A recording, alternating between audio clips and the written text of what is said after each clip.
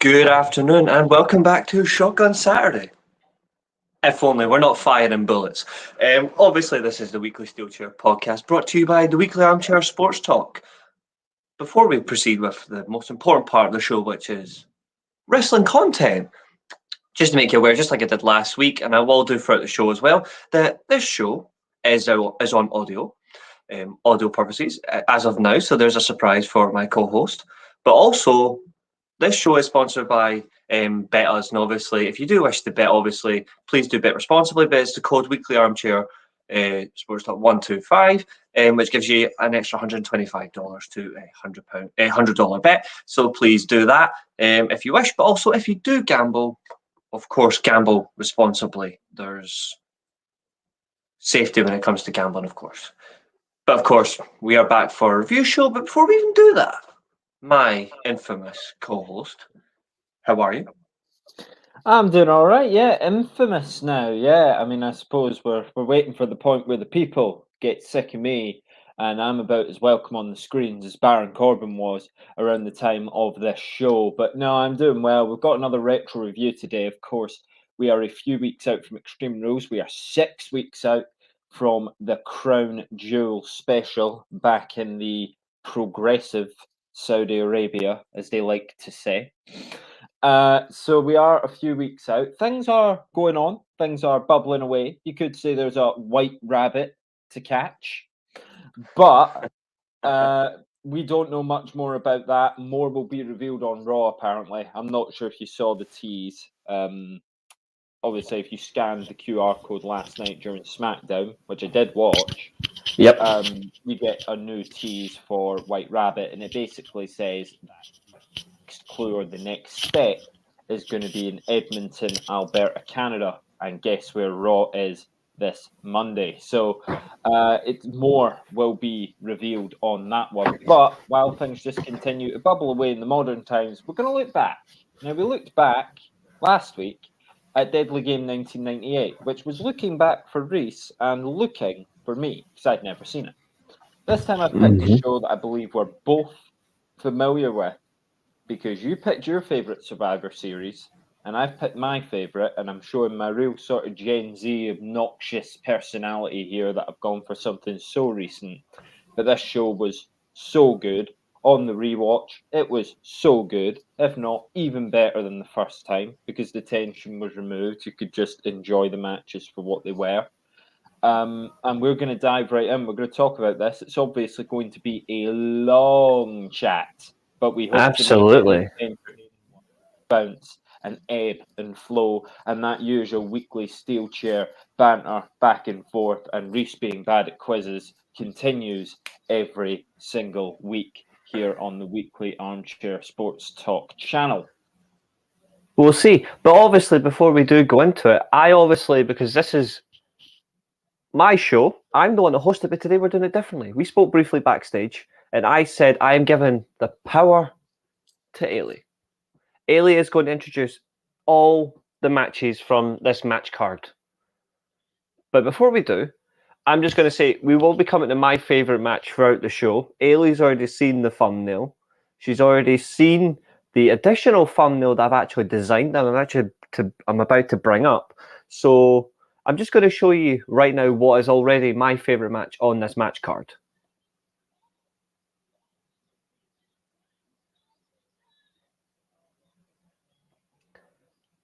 I don't think anyone can realistically argue. However, that was a very well-stacked match. And it was also a very well-stacked pay-per-view as well. But that, for me, once we get to it, was my favourite match on the night. So I will reveal mine when it comes. Absolutely. Unfortunately, it wasn't. So first, there was a pre-show. I have a certain rule about pre-shows, Reece. And here's the thing. If they don't want to show it during the regular pay-per-view, I'm not going to go back and watch it on the retro. This is going to be a long card anyway. It was over 3 hours long. I was not going to go back and watch the 3 matches, one of which was a tag team battle royal. It was boring.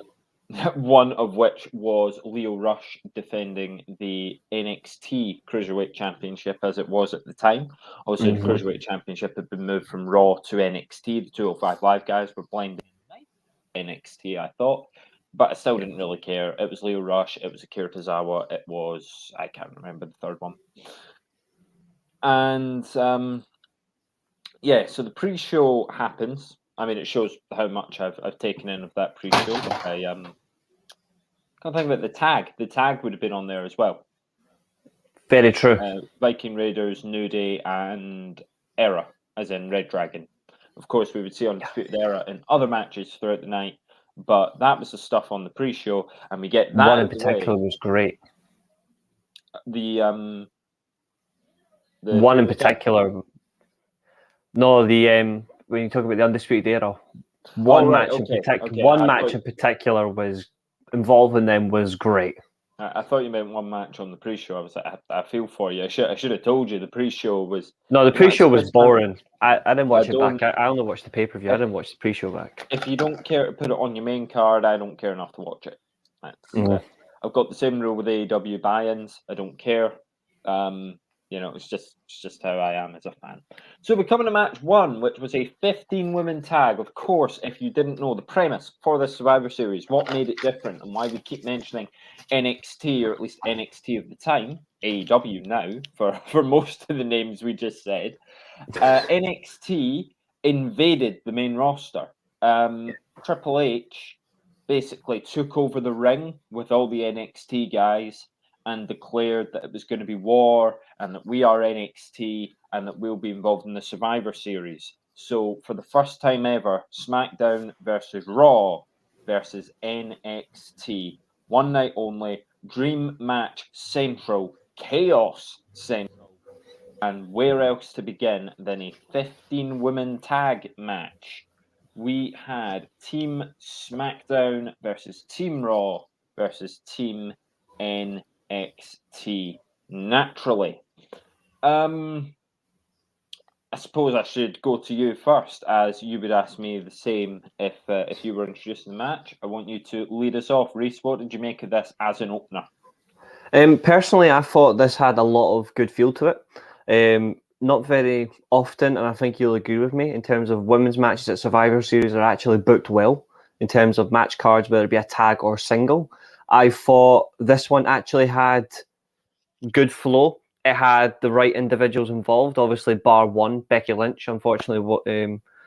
But I think one thing we did get from it, actually, not to be fair, there was 3 not involved, but we will be coming to them throughout for the main event. The champions themselves. Yeah, in the main event, whereas the main event for the women, of course. But this one I thought had really good flow. I thought the individual captains was great. You had Sasha Banks, captain of Team SmackDown, Charlotte Flair, captain of Team Raw, and Rhea Ripley, captain of Team NXT. I thought, pound for pound, the better team was by far Team NXT. Obviously, Team NXT would go, as we already know, would go on to win it. But I think there was also some very good spots for it. I thought the moment where Io Shirai, she was back then, it feels great that I can refer to her as Io Shirai in this chat, not bloody Io Sky. Feels good. Io Sky isn't that bad. They've American. It's not bad. So it's easier it's for people to read and pronounce. True. Whereas I still prefer the fact that this is what she was called then, so I don't have to change. And obviously, Candice already being taken out very early, which reduced the numbers for NXT. And I thought that was very good booking as well, because it made already going to this match, the main roster were by far the favourites, but the NXT were the underdogs, and everybody wanted the underdog to win. And it gave that extra feel behind it that, well, they've lost 2 key members who were already in the War Games in the previous night. It feels great to see that as a team and a unit, they're getting behind the NXT because of this, and it felt great. And I genuinely thought this was fantastic. I thought the standout for me throughout the whole match probably was Bianca Belair. I don't know what you think really, but I thought Bianca Belair, like, as a standout, this is where she really came into her own. She would go on to do better. She would go on to do better, of course, but I felt like this is where she was really starting to settle, particularly with the NXT brand. And then obviously we can see why she was then called up to SmackDown, and then naturally she went to the premium. She went to Raw. But I also thought Rhea Ripley was fantastic. I thought Sasha Banks played her role really well. I think Dana Brooks was probably the most boring. I didn't really get any feel. Yeah, I mean, there were a couple of people in this match where I was like, I mean, do you have to be here, though? I especially thought that SmackDown's team...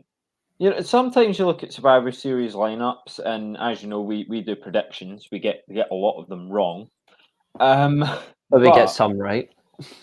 We often, you know, even a blind squirrel finds a nut every now and then.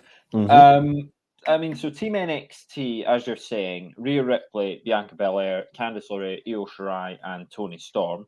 Of course, Io Shirai now Io Sky. Toni Storm now the AEW Interim Women's Champion. Yep. So, you know, there's stars galore in that side. Candice LeRae, we hope, will return. Coming back soon because she is fantastic. And they were up against Team Raw. And this Team Raw is good. Charlotte Flair, Natalya, I can take her leave. The Kabuki Warriors. Brilliant. Kairi Sane, fantastic. The Kabuki Warriors, such a great team. And Sarah Logan, who held her own. You know, you look I think at she's who's underrated. still around. If you look at who's still around in the company, I just feel like Sarah Logan, there's more. You can do more interesting things with Sarah Logan if she was in Dana Brooks' spot now. Yes, I agree.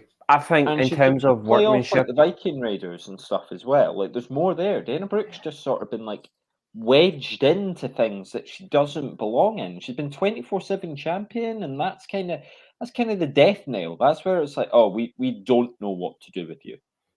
yeah, exactly. It's at least I'm not a fan of the 24/7 championship. Everybody knows this. You know this more than anyone because I tell you how much I hate it all the time. But Which is at weird least for someone who praised the hardcore championship so much, but I suppose very different vibe from the two exactly. things.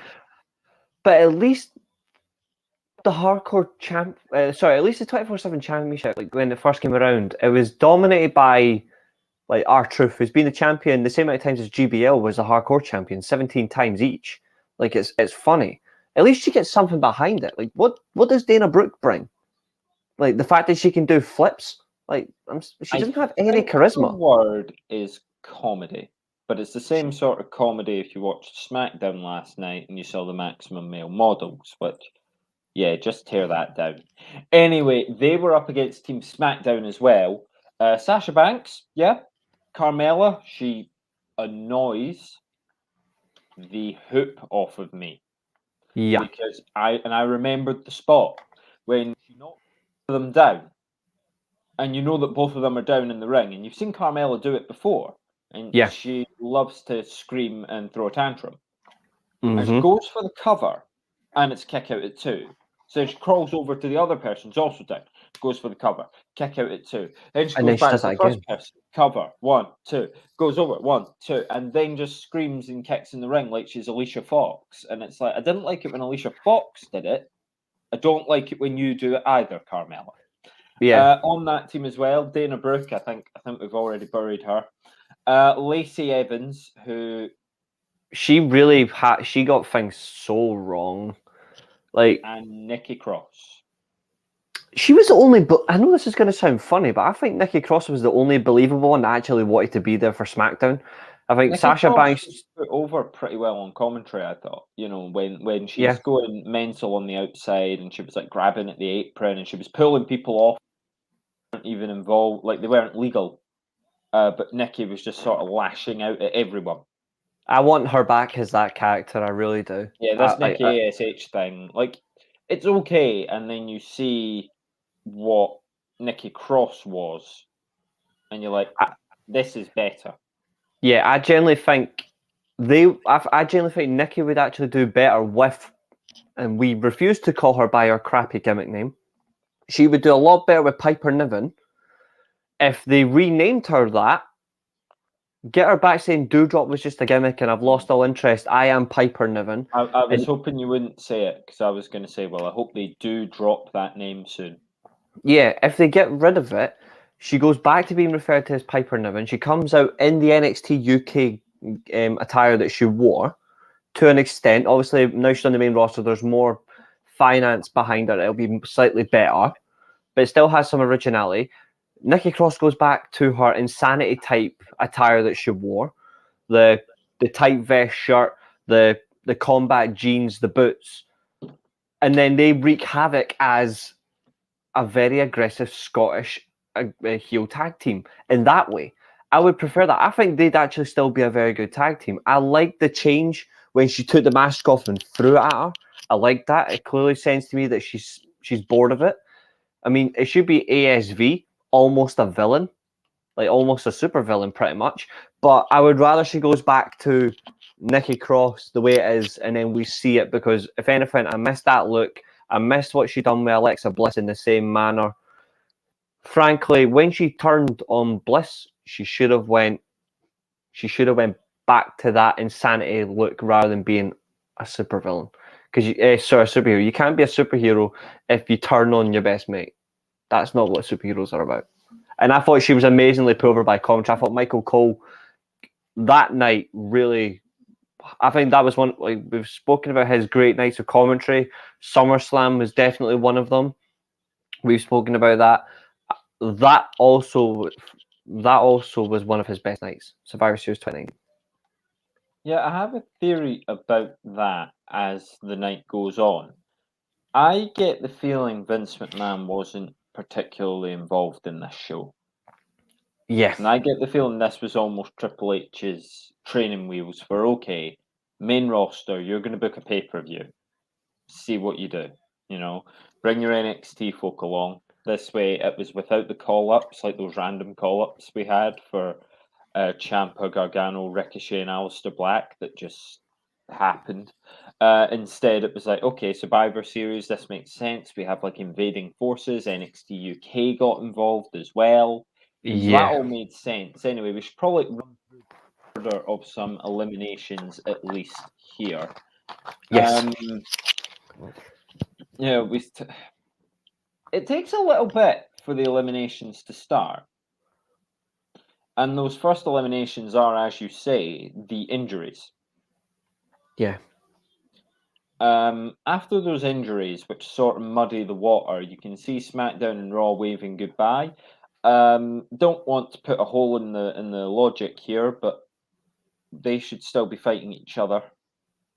I feel like it would have been better if not everyone stopped, if there was still something going on in the ring, because it's still a match. It was a bit too sports entertainment-y for me.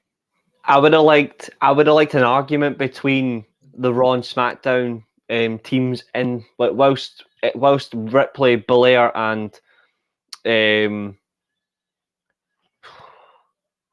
Tony Storm are in that setting where they're checking on their teammates and the referees come out. At that point, Raw and SmackDown should be in the ring arguing about it, saying who's responsible for the injury, like trying to take the credit, saying, oh, we've injured them, no, we've done, and then straight back in and you see it, like a proper team brawl. That's what we should have got when it's led to eliminations. Another thing as well, I don't know if you agree, but it really annoyed me.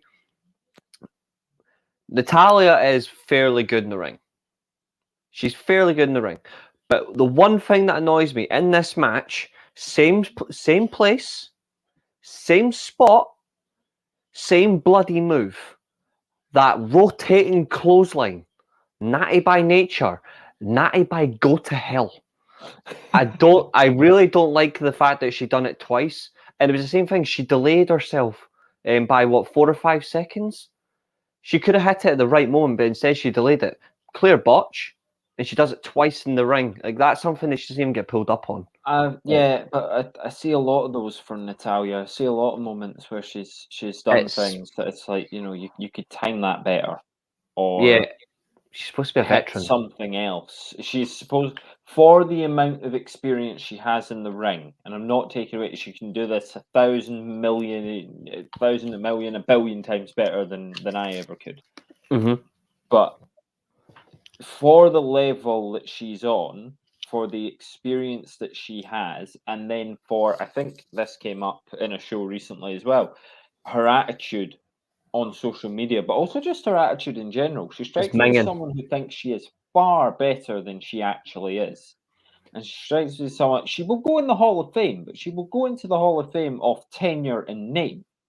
Yeah, she's not. She's not. If you take Hart out of that, does she actually get the Hall of Fame? Because I don't think she's still here if she isn't part of the Hart.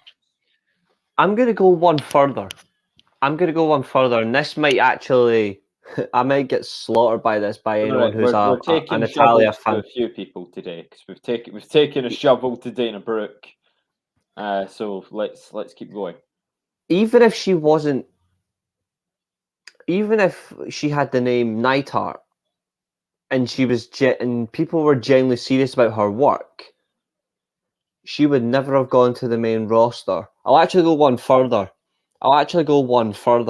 Go on. She would not have been the woman that took the pinfall for when Michelle McCool won that disgusting butterfly championship. Because remember, it was Natalia that took the pinfall to Michelle McCool. Oh, how could I forget such a classic wrestling moment? Horrible match. Natalia was tied into Tyson Kidd and Cesaro, right? She was also involved with the Hart Dynasty as well. Yeah. David Hart Smith. Kidd and Cesaro, right? That was the team.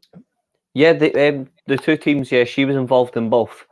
Yeah. So, like, obviously, you know, she's good to a level, but for how long she's been here and what she can do, I didn't like it. So NXT go down to 3, but Belair quickly steals a leverage pin on Cross using the ropes. Interesting for the team that are the faces to do that. Yes, I quite like that because in that match as well, I'm pretty sure Bianca Belair at that time is still working heel. I'm pretty sure she's still working heel as well. So I think, even though it's the baby faces, you've got the heel gets the heel pinfall, and she also gets a clean pinfall using the KOD. Yeah, I like KOD, which already looked like a brilliant move here. And depending on your allegiances to wrestling, you either call it the KOD or you call it the Burning Hammer. It's slightly different, the Burning Hammer. The KOD... Well, because it's more like obviously because the Burning Hammer's coming down on the side. But yeah, the KOD's safer. I agree. She's actually sitting down, whereas the Burning Hammer, they're going down. It wasn't like Michael Elgin, who would just sort of you land on your neck. You know, like that's the first guy I saw hit the Burning Hammer. I know he like. At least you know the real. At least you know the real version. Probably came from Japan, but it does. Yes, Japanese. I have seen Michael Elgin hit it back in. He's done an Impact as well. Early 2010s. Yeah, and I was like, well, you probably shouldn't do that to a neck. It reminded me of classic pedigrees.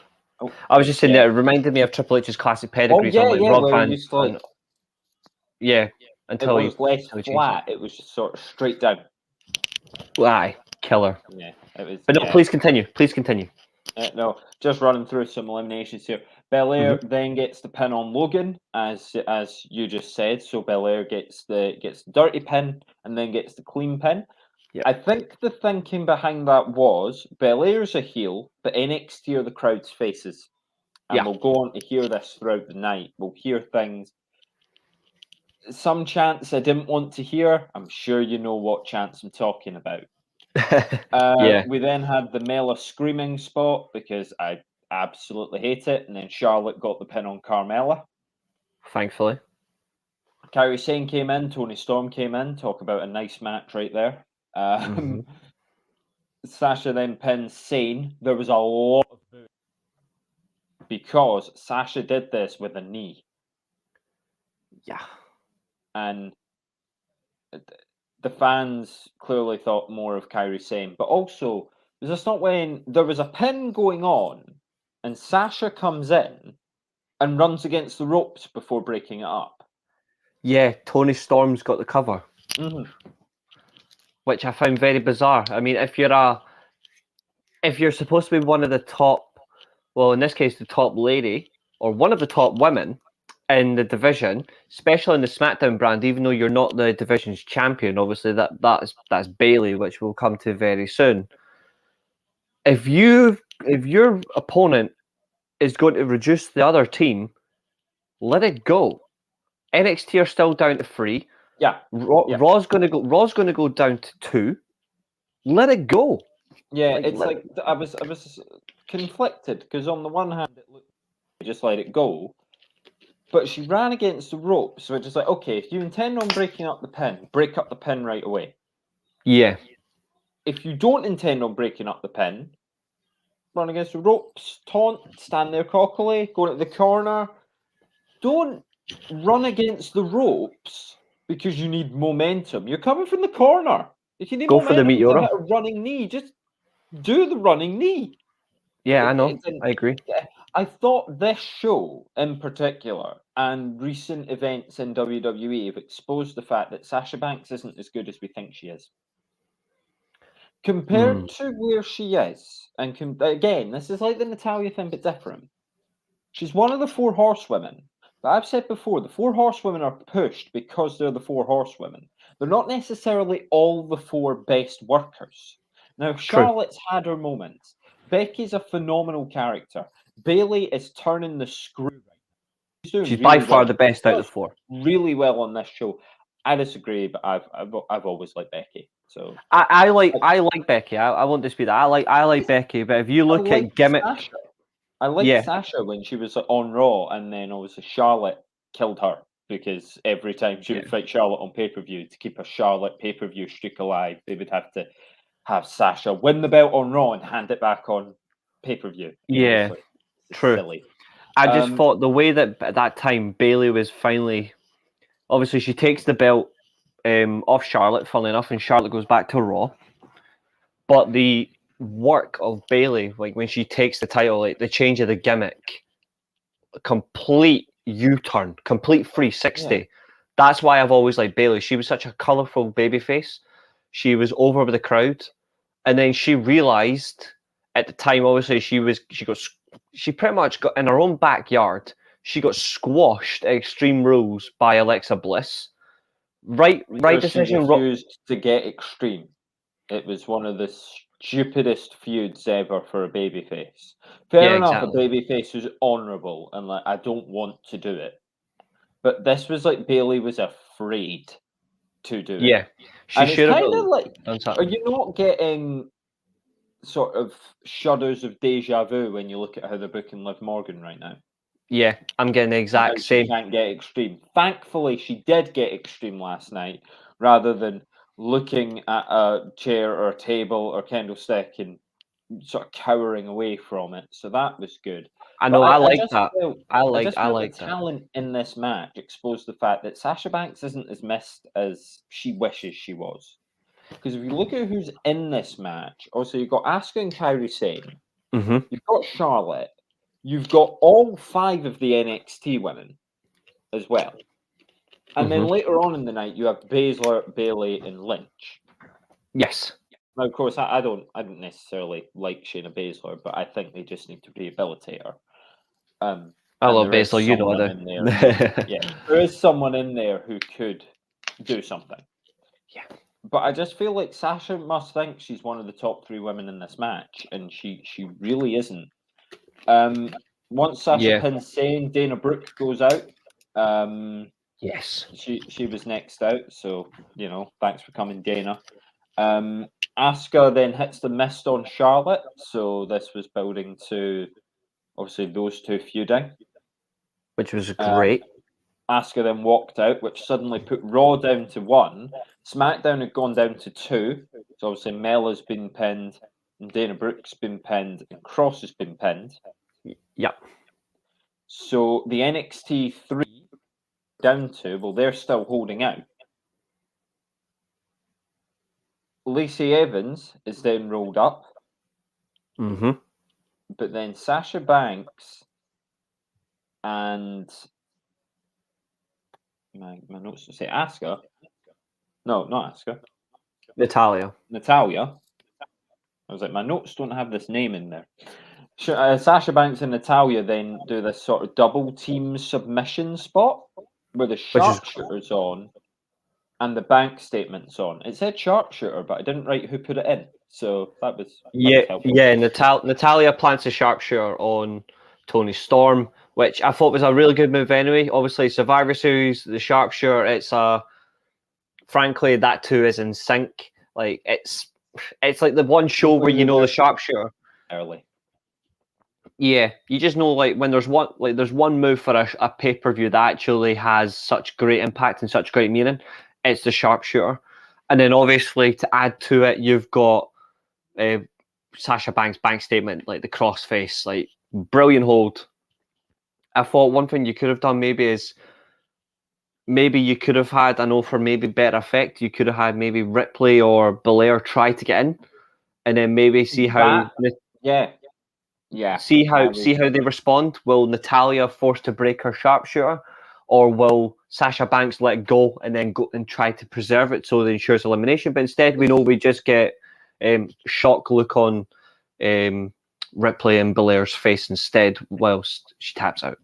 Yeah, like it would have been better to have, I don't know, what if Sasha and Natalia knocked Ripley and Belair off the apron before they did it? Because then you don't have Ripley and Belair just stood there like, oh wow, she tapped out to that. Like it was two submission holds on the same person. Of course she was going to tap. Yeah, exactly. So we're then down to 2 on 1 on 1. Bianca Belair is next to go. In great fashion. Yeah, absolutely. To go to 1 on 1 on 1. And then Sasha Banks got a Banks. And she betrays Natalia. This little alliance they formed to get rid of NXT. Sasha Banks. Why would you turn your back on Sasha Banks? Natalia's out of here. And then we get a nice I was about to say preview, but I don't know if the two Not a lot. I don't think they did. For Rhea Ripley versus Sasha Banks. And Ripley connects with a clean drop kick up into the riptide, and it was enough for the 3, enough for the win. But was Rhea Ripley a sole survivor, Reece? No, she wasn't actually, because Candice LeRae and Io Shirai were never technically eliminated from the match. This was the conflict I had watching it. So is that a sole survivor?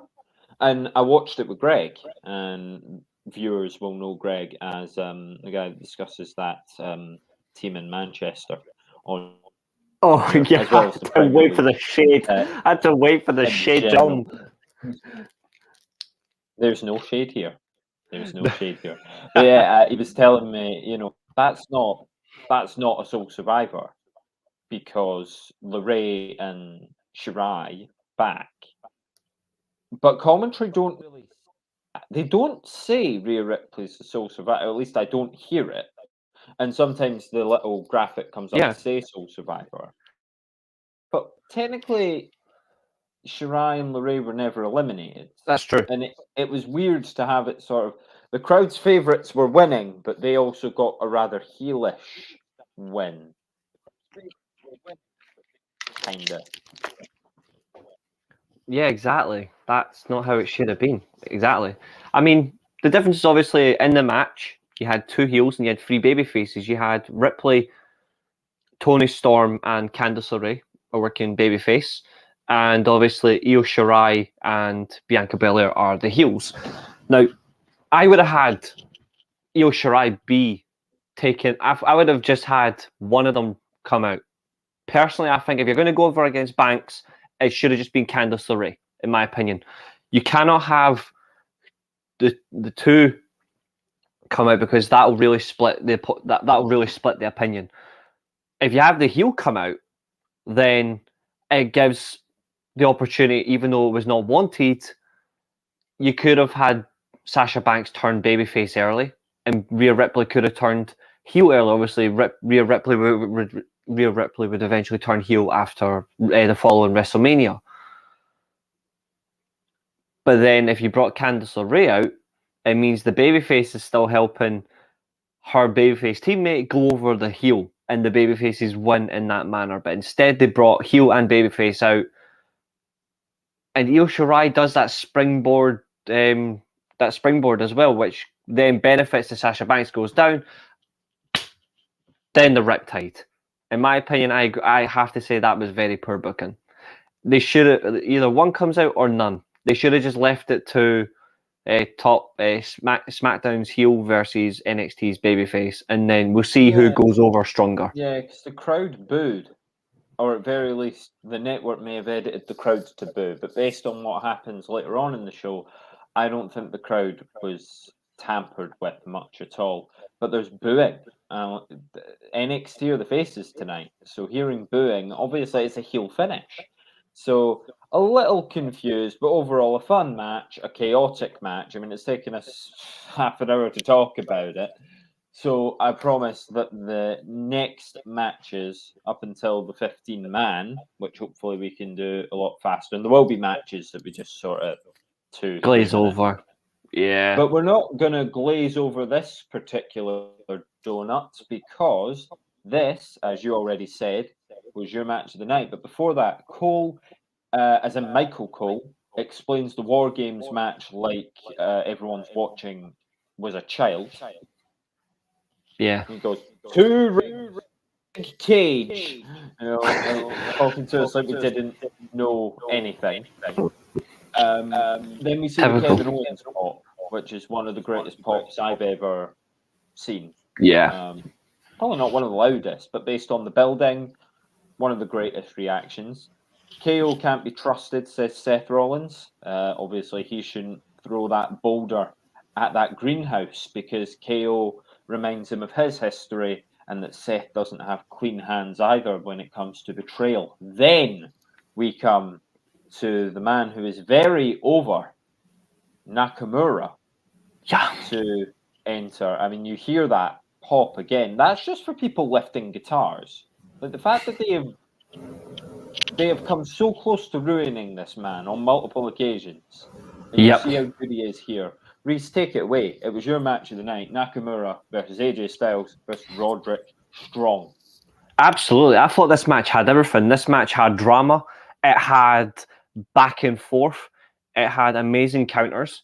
One in particular, obviously, was the Styles clash, which I've already shown. I've already shown as an overlay. Styles goes for the Styles clash on Nakamura, but takes a running drop kick to the back of the head of Roderick Strong. Fantastic moment. I think the one thing this match also has as well is there's no clear winner.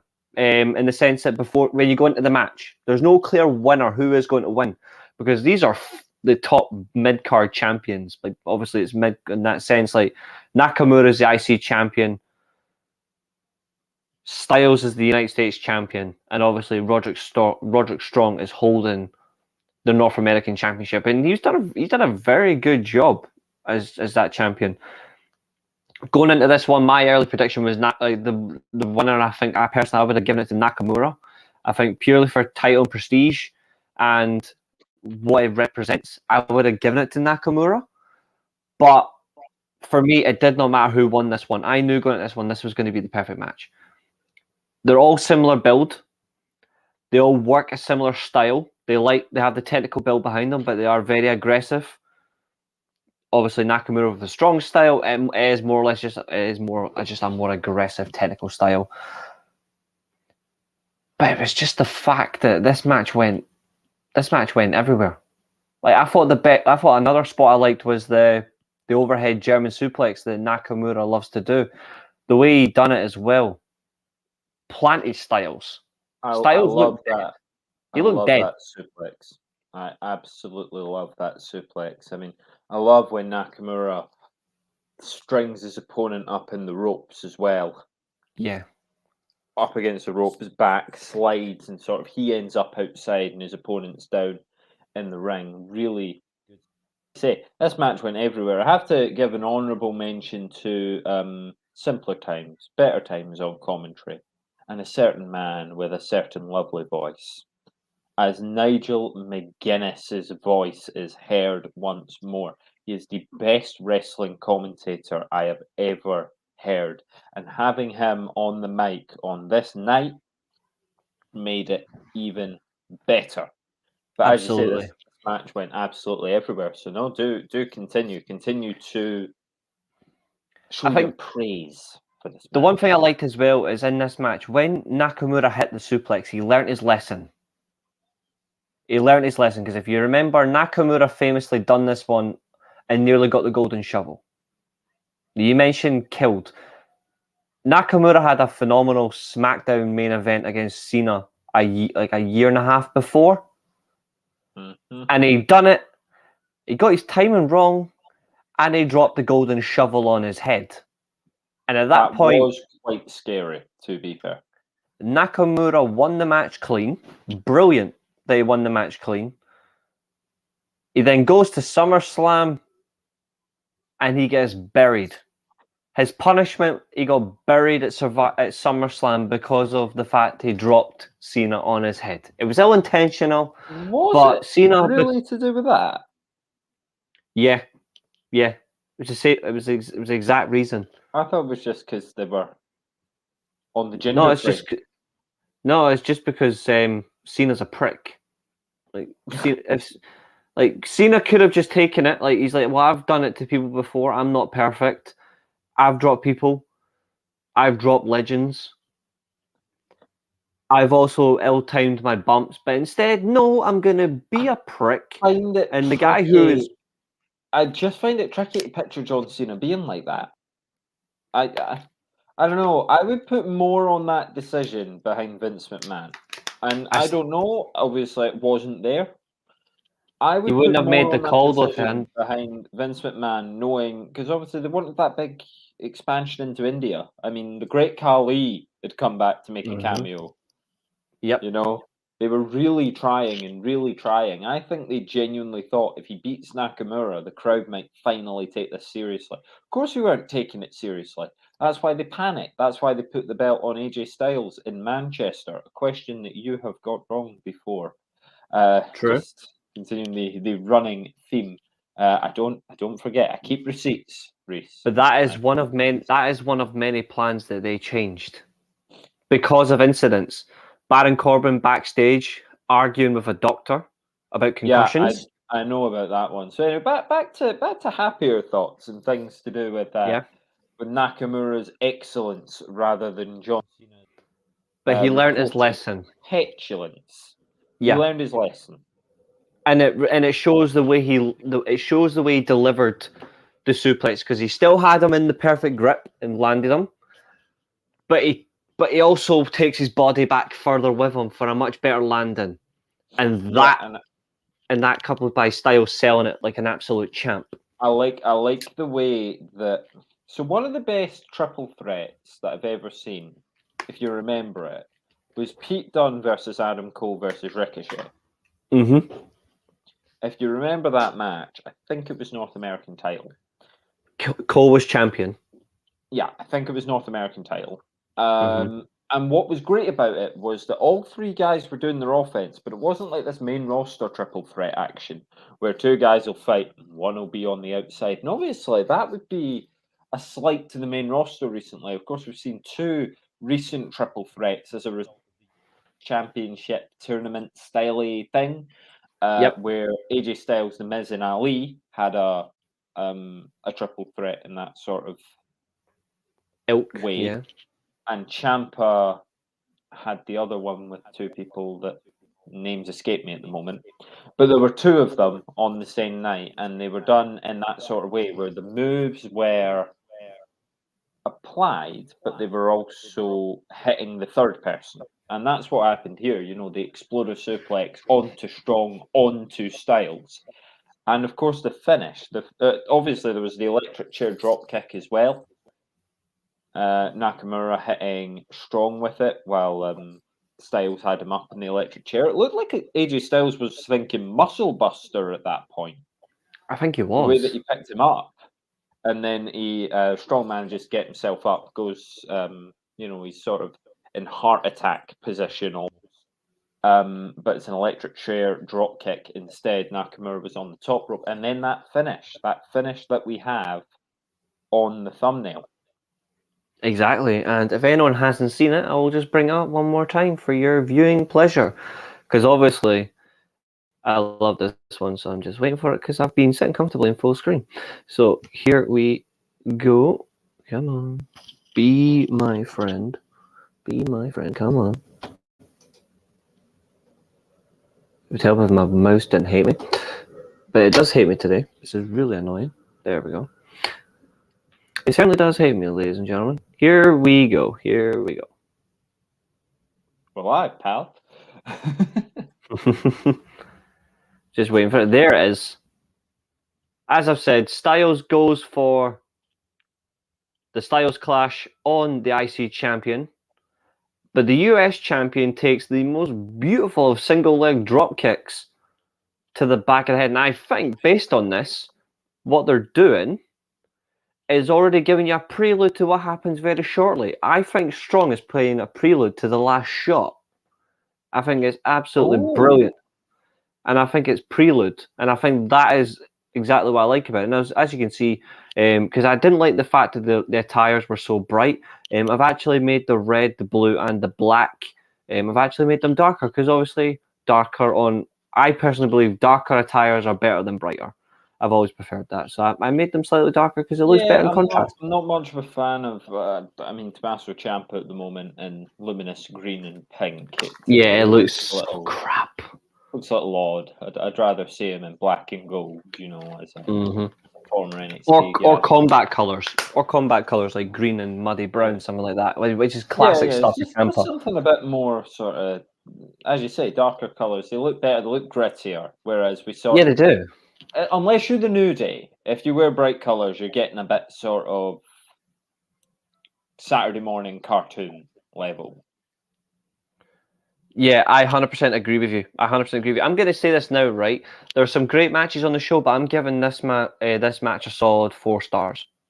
I'll do it Meltzer style because it seems to work. Out of 5, this one for me is a clear 4. The only thing it missed to make it a 4.5 or a 5 is because it was a 3-hour show. That wasn't the finish. That was a false finish. And I was trying to think, like, there is a match where we do see the classic sort of move hit and then it's thrown out. Strong didn't win with that dropkick spot. That beautiful dropkick spot was only a 2. Exactly. It was that lumbar check thing. How he wins is almost, well, it's definitely. I would have swapped it around. Because that spot is absolutely beautiful. But instead, Styles connects with the phenomenal forearm onto Nakamura. And Strong just throws him out. Classic heel move. On a heel. Which is weird. But again, the crowd's faces on the night are the NXT guys. So it was weird that... I suppose this is where maybe Vince did have a say. Mm-hmm. You're beating my guys, but you're not beating them. Yeah, you can't beat them clean.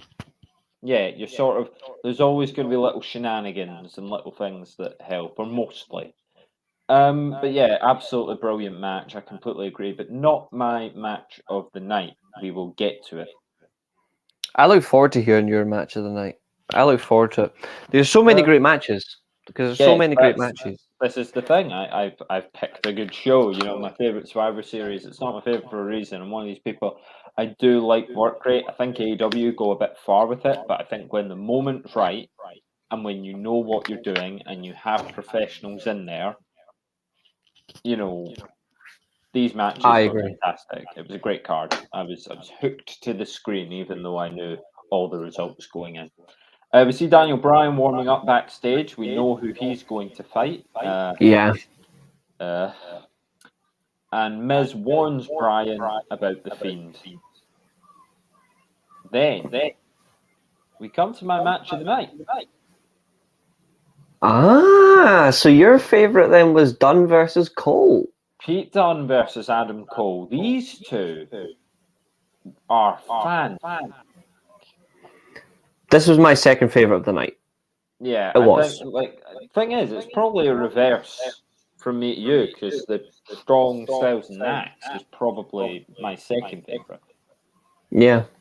But I can't get over how much I love watching Pete Dunne fold someone up and break them. And that's what this was at the start. Pete Dunne with that classic joint manipulation. It's beautiful to watch, and it's awful to be on the receiving end of, you'd imagine. And furthermore, what's even more about this is the commentary. Michael Cole, give me his plot. Sometimes he can be really boring. In this match, beside Beth Phoenix and beside Nigel McGuinness, he is in a natural calling element. McGuinness can call the actual spots like what Taz used to do. He would call them in that manner, like a color commentator. Beth Phoenix would sell the moves like duck to water, and then Michael Cole is just telling it as he is, like a fan. You've got three separate fan ideologies in this one. You've got the Taz regen, you've got the Jim Ross type feel from Beth Phoenix, and then Michael Cole is just selling it like a fan. You make me want to hear Beth Phoenix go, "By God!" and just yeah, saying what that is generally the feel I got. That is generally the feel I got, and I love the way Michael Cole actually called it. He called this one better than the previous match, and I think the way he done it as well is he actually done it the way Mauro Ranallo would have. He said it's a shame. What I was going to say. Mauro Ranallo was mentioned on commentary, but he blew out his voice at War Games. Now, whether that's real or not, we know this is a guy who gives it 14 out of 10 everything he commentates. I don't watch it, and it's similar.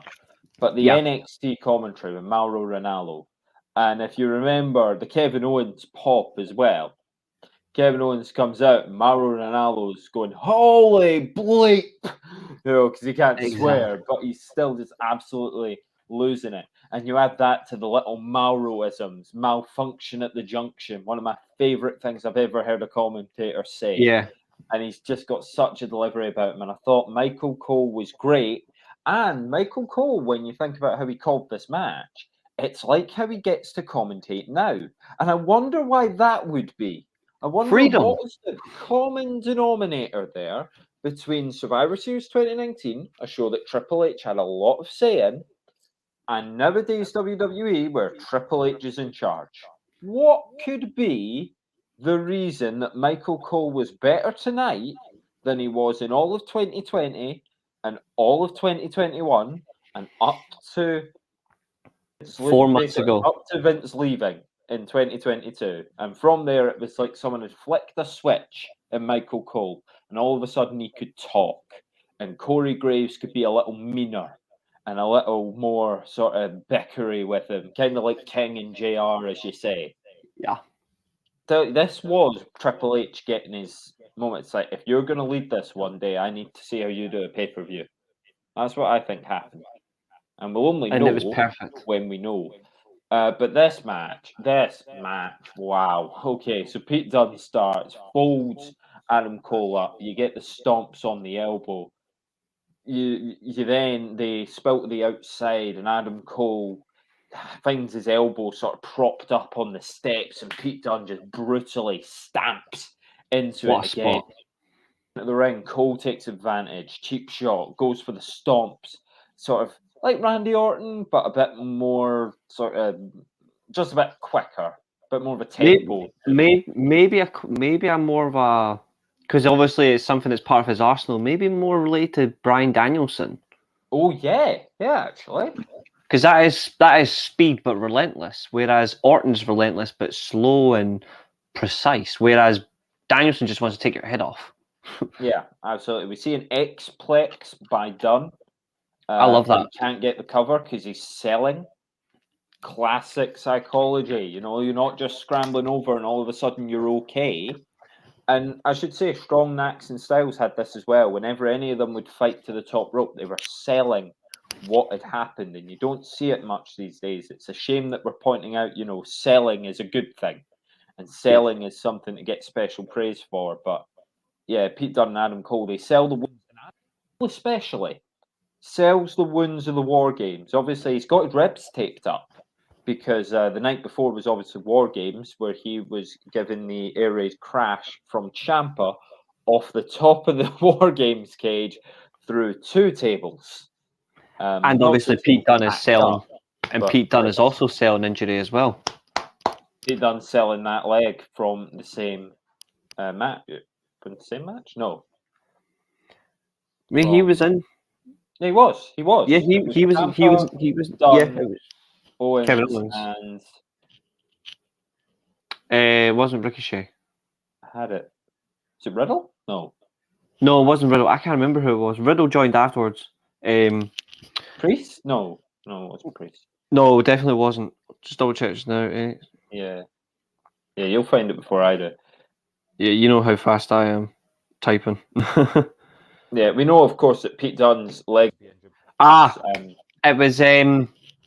Mr. Bear Grylls. There's one for you. What? It wasn't that. What was it? Keith Lee, wasn't it? Keith Lee. That was it. Was Because there obviously, someone in the 5-on-5? yeah, because On five. Dominic Jakovic, didn't he not get replaced? Yeah, that. Who should have been in it? It's a shame because I actually liked Dominic Jakovic. Yeah, Dominic. Well, hopefully we'll be getting that name back, or at least a name that isn't T-Bar, I imagine. But yeah, so they're both selling wounds from War Games. There's a dive to the outside, and then Cole misses the Panama.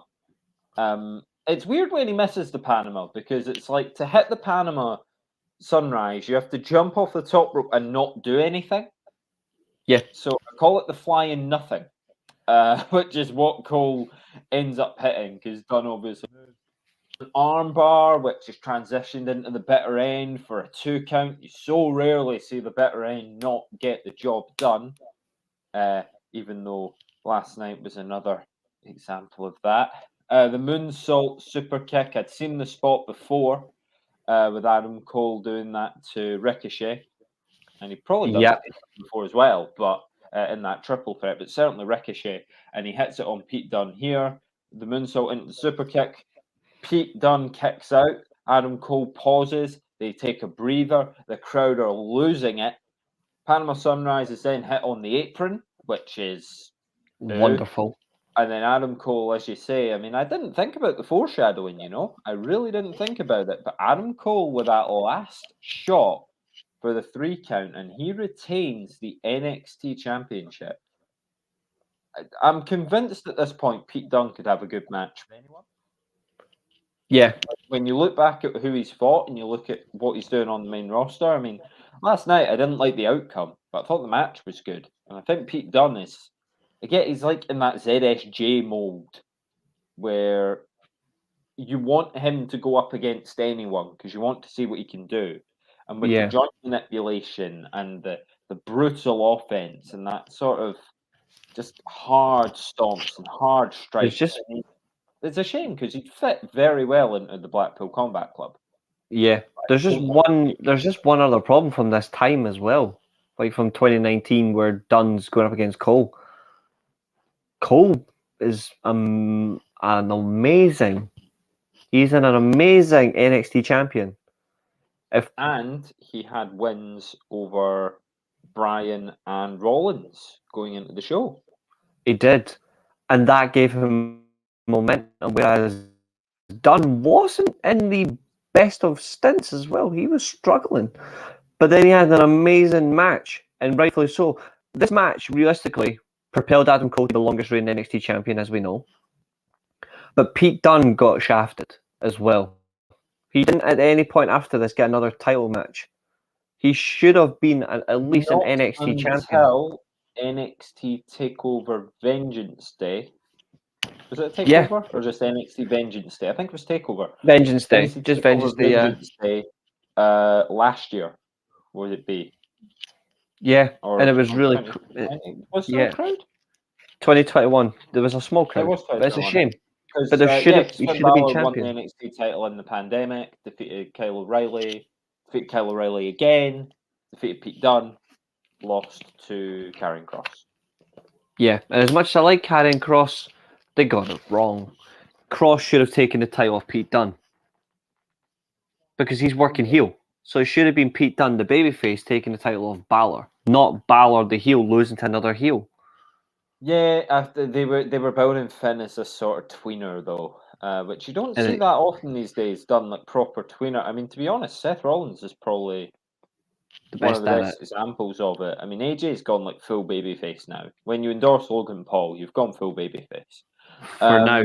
For now, though. For now, I hope that's going somewhere. Maybe we get a feud, and then AJ's forced into Jordan Judgment Day, and then you have your team that's going to beat the Usos. Surely, if you put AJ Styles and Finn Balor in a team, that would be an amazing team to do it, because you're not going to get Gargano and Ciampa, because one's a full babyface, the other's heel, and not many other teams are capable. Like Hit Row are not there. I still don't think Hit Row are there yet, although they are a good team. They're just not there yet. They partied backstage last night, so how can you say they're not? No, I mean like they're not there in the ring yet. They haven't had enough more matches on the main roster. I get what you're saying. I really rate both of them though. I think they could both get there with just time. You know, Ashante Adonis and Top Dollar. I always forget his actual name. I think one other team that's missing in the fold because they're too busy feuding with Braun Strowman is Alpha Academy. But I think but obviously Otis and Braun. That match was a lot better last night than it had any right to be. Anyway, we're talking about. There was just one botch in that. There was just one botch in that entire match. There was just one. Yeah. The pin cover on Braun Strowman was the only botch after the Vader bomb because his shoulders are still above the mat, even during the two. Which is a shame, really, because it was actually really good. It's hard to keep those shoulders down. You know, they're so broad. Anyway, we're speaking about SmackDown from last night quite a bit, and that's funny because the next thing could possibly, you could say, tie in to what was going on SmackDown last night. The Fiend, Daniel Bryan. So my notes as the men enter. I really wish this didn't happen. Poor Bray, poor Bryan, poor us. These Fiend matches, I did not like them. I loved when the Fiend crushed Finn Balor. It made sense. It was a great little intro for the character. And the no-sell on that night made sense. If you're going to have a character, if you're going to have a wrestler, you're going to have a gimmick, in the modern day, they do have to sell or people stop caring. And this is where I'm going to give praise to a man that I really shouldn't ever give praise to. Brock Lesnar does sell. True. Therefore, Brock Lesnar is more entertaining than The Fiend was. Correct. Based on the two champions and based on the two championship matches. And the red light race. What were they thinking? Disrespect to Kane. Yeah. That's all I can think is, wait, where's Kane? I tell you as well, another thing that really annoyed me, and I've voiced this to you before about why, because we've said ourselves, we don't want the Fiend back. We don't. No. The reason I don't want the Fiend back is because of matches like this. You cannot put the Fiend in a match against quite possibly, at the time, the best technical wrestler in the world, bar AJ Styles. You don't do that because that means you're forced to work a Bryan Danielson match. You have to work a Fiend match. It has to be a 5-6 minute squash. The Fiend at the time is even give it that long. I know, but what I'm saying is in that same manner, like the Fiend at this point should be getting. Oh. Okay, I think something's cut out on Reece's side. So, I mean, I'll take this time to basically say they tried to correct this at the Rumble with the strap match, but at the same time, it already gone. And speaking, I hit the flaming back. Hit the flaming back button on the mouse by accident. I hit the back button on the mouse by accident, which was not part of the plan. That's right. I was just telling the people that they tried to fix this when they had the strap match at the Rumble. I agree. But the problem is, again, it was length. Still the Fiend. Yeah. If you're gonna have the Fiend work matches, you can still have the lights. That's okay. But they should be very short squashes. If you're going to work a 15, 20-minute match with the title on the line, with substance with substance behind it, it should be Bray Wyatt. Because that's substance. They got it right. They got it right at WrestleMania. They got it wrong at the Royal Rumble.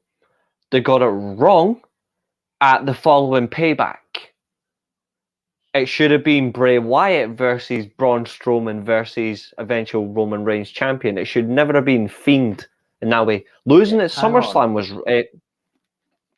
They got it right at WrestleMania. Are you talking about the Funhouse? Yeah, they got it right because it wasn't the Fiend. I hate that match. I like it and hate it. It's an unpopular opinion to have, but I absolutely loathed it. And everyone was losing their mind. And it's so awful, right? Because people tell you you're just hating something because everyone else likes it. I don't think I can put into words how much I hate the Firefly Funhouse. I like it and hate it at the same time. It wasn't a match. It was just a long segment. Not a match. It was a promo that took place potentially in Bray Wyatt's head. And it's good night from WrestleMania.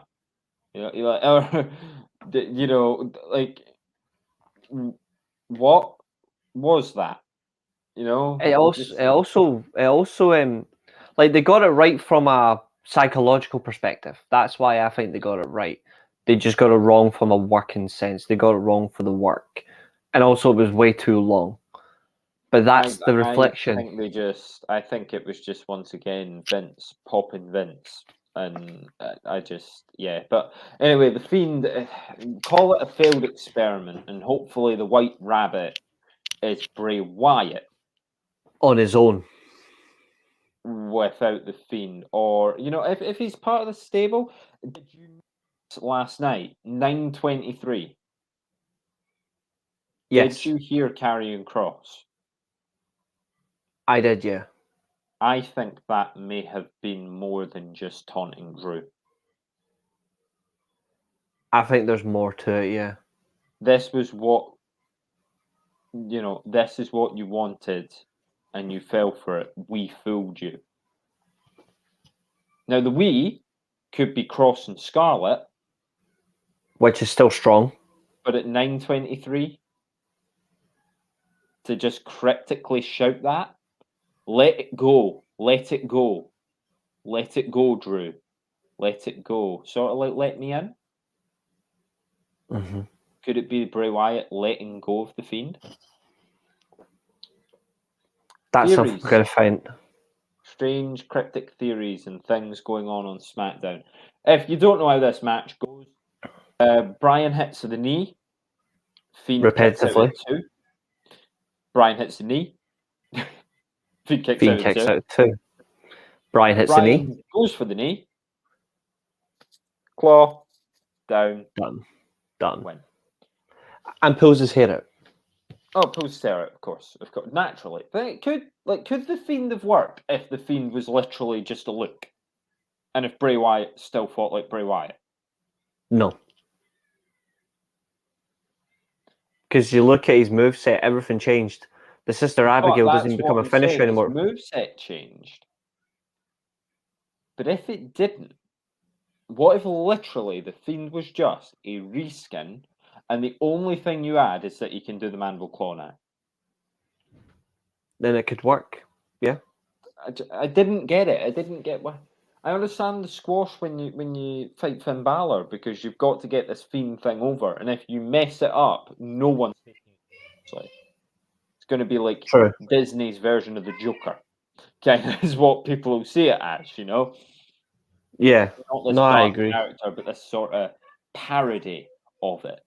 But when it comes to actually fighting, I just feel like it would have been better if it was just Bray Wyatt. And I feel like I wouldn't have been so annoyed at the Fiend if it was just Bray Wyatt. And if Bray Wyatt just avenged his loss against John Cena as the Fiend. And the Fiend's sort of like how Finn Balor taps into the demon. Or used to, before God killed him, apparently. We've had that rant. I'm just gonna. Yeah, let's don't repeat it. Yeah, let's not. We don't run repeats. What we do run though is 15-man tags, which followed the Fiend retaining the Universal Championship, of course.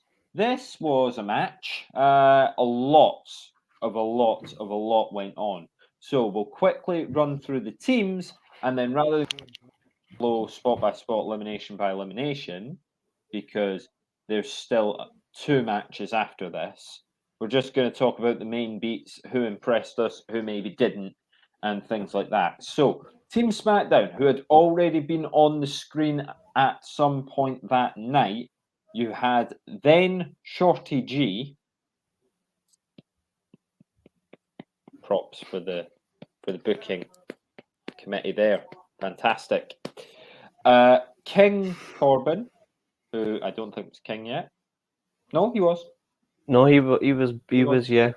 He was king. So King Corbin, the big dog, Roman Reigns, as the big dog, not this tribal chief, not the head of the table, not the man we all need to acknowledge, not the guy in God mode, the big dog.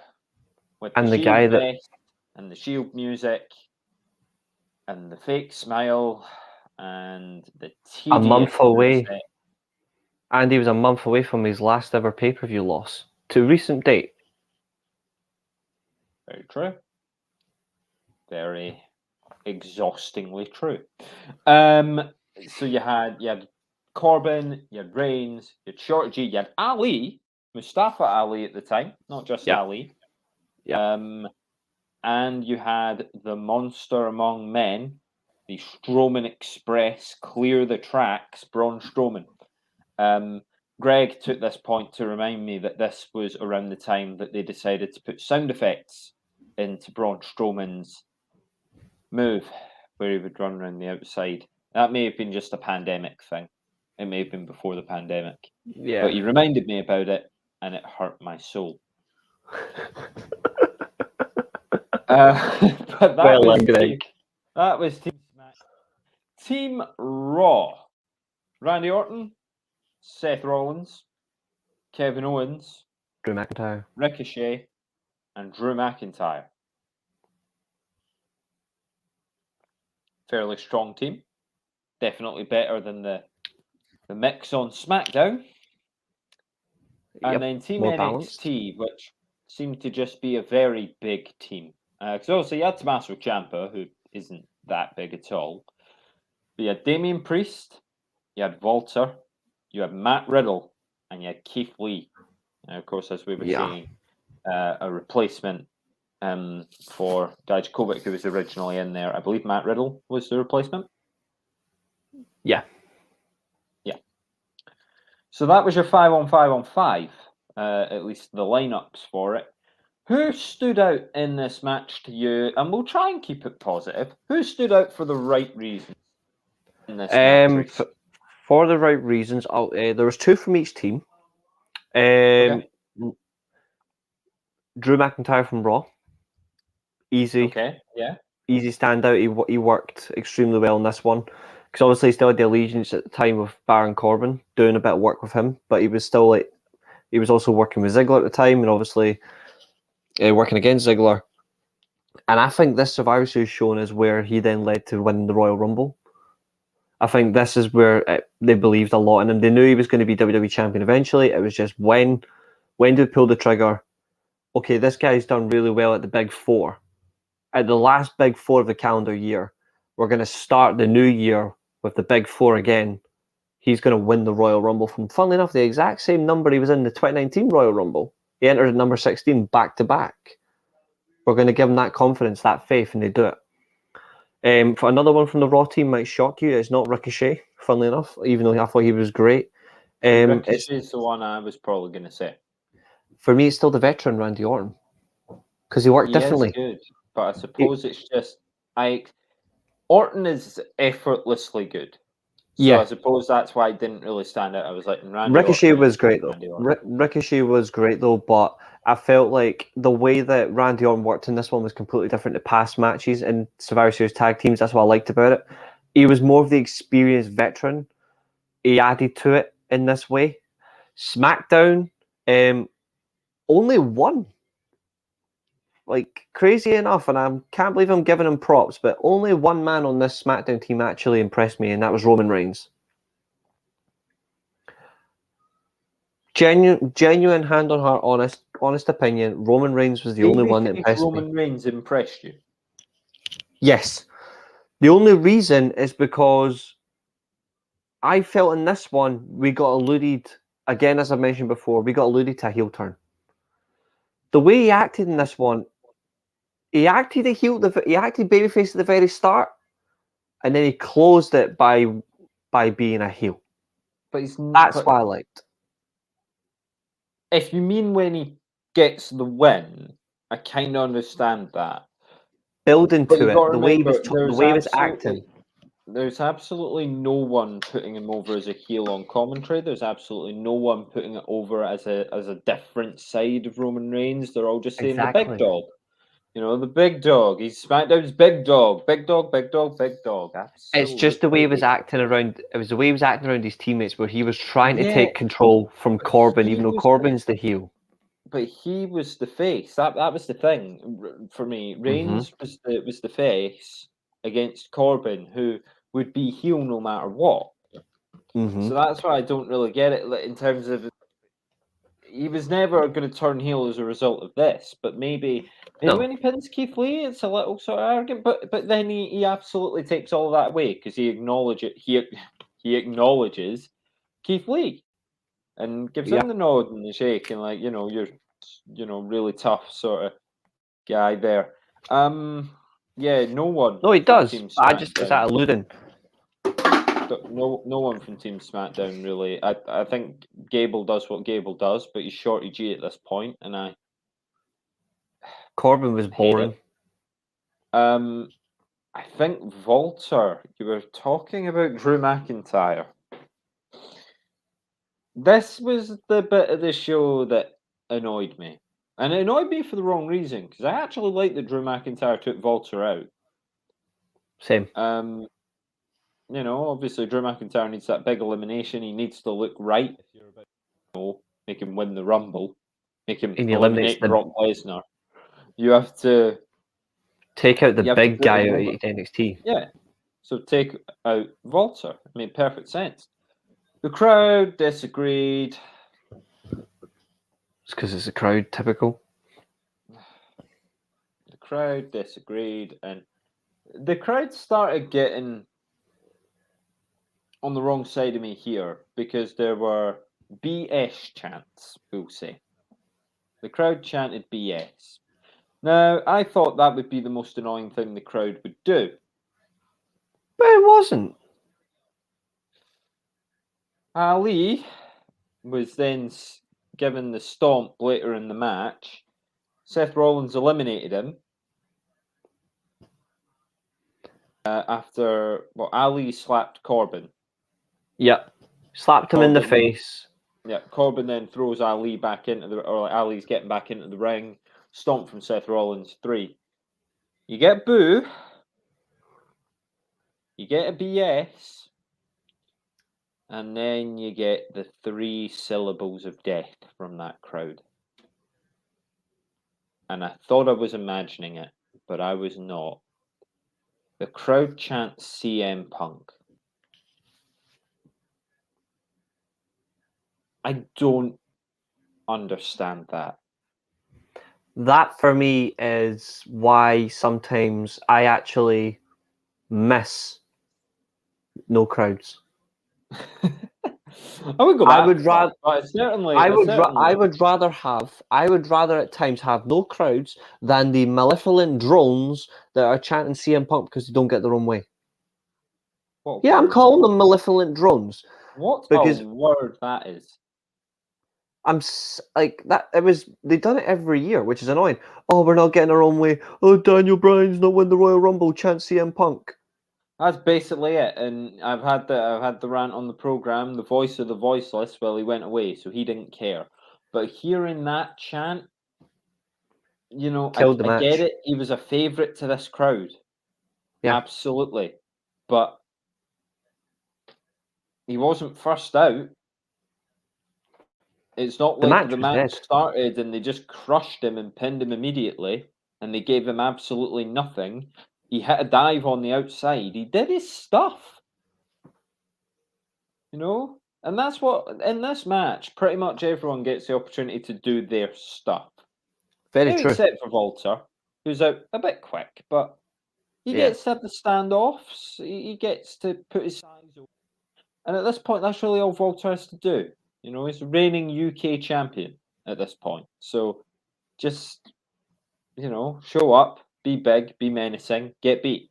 That's fine. It was Drew McIntyre that did it. I thought they were maybe building a Drew McIntyre challenge in Walter. Then, of course, he would go on to win the Rumble, and that would change all of that plan. It would have been weird if he won the Rumble and decided to go for Walter, though. That would have really elevated NXT UK. I would have But it liked wouldn't that. make much sense. It wouldn't have made a whole lot of sense. But I would have liked to see it. So the Same. CM Punk chants, they were kind of, wasn't a big fan of them. Braun counted out as ever. This was obviously before those CM Punk chants, but I feel like that's something they did a lot with Braun Strowman. Yeah, protect him from being pinned. Let's have him counted out. They didn't want him pinned, so count out or DQ. They couldn't really have him tap out or pass out, and they couldn't really have him pinned either. But it takes me back to his match with Tyson Fury. Again, it's like a count out loss for Braun Strowman. It was cool how they did it. It put Keith Lee over. Yeah. It put Drew McIntyre over, as you say, because It did. Drew connected with the Claymore. Mm-hmm. But yeah, the count out elimination from Braun. The crowd were not really fussed about that. There was some booing, but definitely not to the level of where Ali went out. When we get to the Randy Orton stuff, as you say, well, you take it away. What does Orton do in this match that grabs your attention? It's the same offense. It's classic Orton offense, but it's with a veteran swagger. Like, Orton knows he's not the most mobile guy in the ring now. He knows there's far better guys in there in terms of movement, but what they do is they feed to him. They feed to him in a way that he is going to work perfectly, and that's the difference. That is the major difference, and I like the way he delivers moves like the Stomp, for example. I alluded to it earlier on when I mentioned like it's delivered with slow but it's vicious movement, but it's timed. The Power Slam, typical classic offense. That scoop Power Slam is brilliant. The DDT from the rope. It's why Orton should be the one that breaks Ric Flair's record. Like, he does it with a veteran feel. It's not about... If Randy Orton wasn't interested in the veteran feel, he would have eliminated all of them in one, like, simple. It would have been classic Orton, where he just goes, well, stuff the lot of ears, I'm done, I'm just going to punt you all and I'm going to RKO you. No, in this one, he does, for me, the veteran thing. He puts more people over than he puts himself over in his own work. And that's why Orton is the one that impressed me from the Raw team, besides McIntyre. Well, Orton, as you say, puts over Ciampa. The two have a back and forth. Ciampa The goes correct guy. Yeah, Ciampa goes for that Willow's Bell, which Orton counters because Orton knows what you're going to do. You're going to do a DDT through the ropes. It's sort of Willow's Bell versus vintage Orton. Then Priest sort of ties in, so the RKO is hit on Priest, who goes out. Correct. But Priest had already had a moment. He did. Where he was just unloading strike after strike early on in the match. So when he comes back in, it's his time to go. RKO, you knew Randy Orton was eliminating at least one person. And then Riddle catches him with a roll-up, stacks him up, gets him. And Randy Orton, he takes it like an absolute champ because he gets up, he RKO's Riddle, and then he just Riddle sort gets of eliminated. shrugs. And right there, you've planted a seed for what would go on to become RK Bro. Perfect. It's, yeah, I mean, there's nothing else to be said about that. It's perfect. Riddle pins Orton, so you could say this is where Orton went, oh, this guy might be on my level. But Orton then RKO's Riddle, because you're like, well, I'm still better, because I'm still Randy Orton. But maybe that's where Riddle's respect for him comes, because Riddle's like, oh, I pinned you, sort of thing. Mm-hmm. So it was really, really nice to see that. We've got Billy in the comments. Afternoon, both. Good afternoon, Billy. Hope you're well this fine Saturday evening now. We are just about an hour and a half deep into this review of Survivor Series 2019. In my opinion, the best 2019 show. Well, yeah, the best 2019 show and the best Survivor Series. You know, it's sort of it double whammy. Unless you're sort of counting NXT takeovers, because it was probably a better one. But I wasn't going to review a takeover on and here, a time update as well. We are bang on 1 hour and 26 minutes in as well. Yeah, bang on. So, Baron Corbin drags Reigns into the corner later on in the match. I did like that from Baron Corbin. This is why if I was going to say anyone stood out to me on SmackDown, it would be Baron Corbin. I thought this was really clever. Corbin sort of drags his limp body over to the SmackDown corner and then tags himself in. The Superman punch and the spear to Corbin to follow because Reigns didn't appreciate that much, and Ciampa pins Baron Corbin.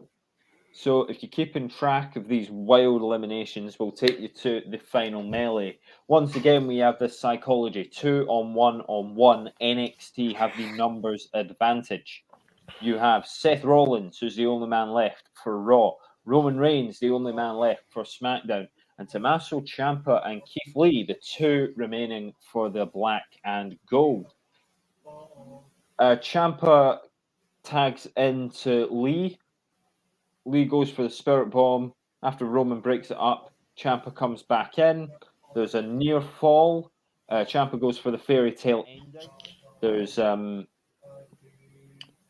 counter. Then Seth goes for the stomp. That's dodged. The knees hit from Ciampa, but there's a Superman punch. Then a stomp from Rollins, and Ciampa is out of here. So we're down to 1-on-1-on-1. The Shield teased the thing with Ciampa, though, didn't they? Those two former Shield brethren. Yeah, they teased some form of reunion in this one, which is very whimsical. Very whimsical. Yeah, but of course, we all know what happens after that. Yeah, we absolutely know what happens after that. Keith Lee goes for that power bomb, but that's then countered. And then, of course, it leads to, as I just said, Ciampa almost gets Rollins, almost gets Reigns, gets neither, gets eliminated. We're down to 1-on-1-on-1 with 1. No. You wish. The Big Bang Catastrophe from Lee after a splash means that Keith Lee eliminates Seth Rollins. Roman Reigns doesn't break it up because why would he? Exactly. And we're down to the 1-on-1. And this was really Keith Lee's coming out party on the main roster. Yes. You know, everyone had been talking about Keith Lee this, Keith Lee that. The way that he goes back and forth with Roman here, you know, really good. And it's just sort of big move exchange. It isn't like a technical thing. Agreed. Sort of, you know, Roman Reigns goes for the Superman punch. It's basically how many bullets does each man have left in the chamber? Yeah. And Roman Reigns just had a couple more on the night. But Keith Lee does hit the Spirit Bomb for a near fall of the 2. The Superman punches for a nearer fall of a 2 on Keith Lee. I think the crowd thought that was how Keith Lee was being dispatched. But no, it will be the spear after a moonsault is missed. And Roman Reigns does win the match for SmackDown. making the scores 1-3-2 if you're keeping track, because they did include pre-show match scores.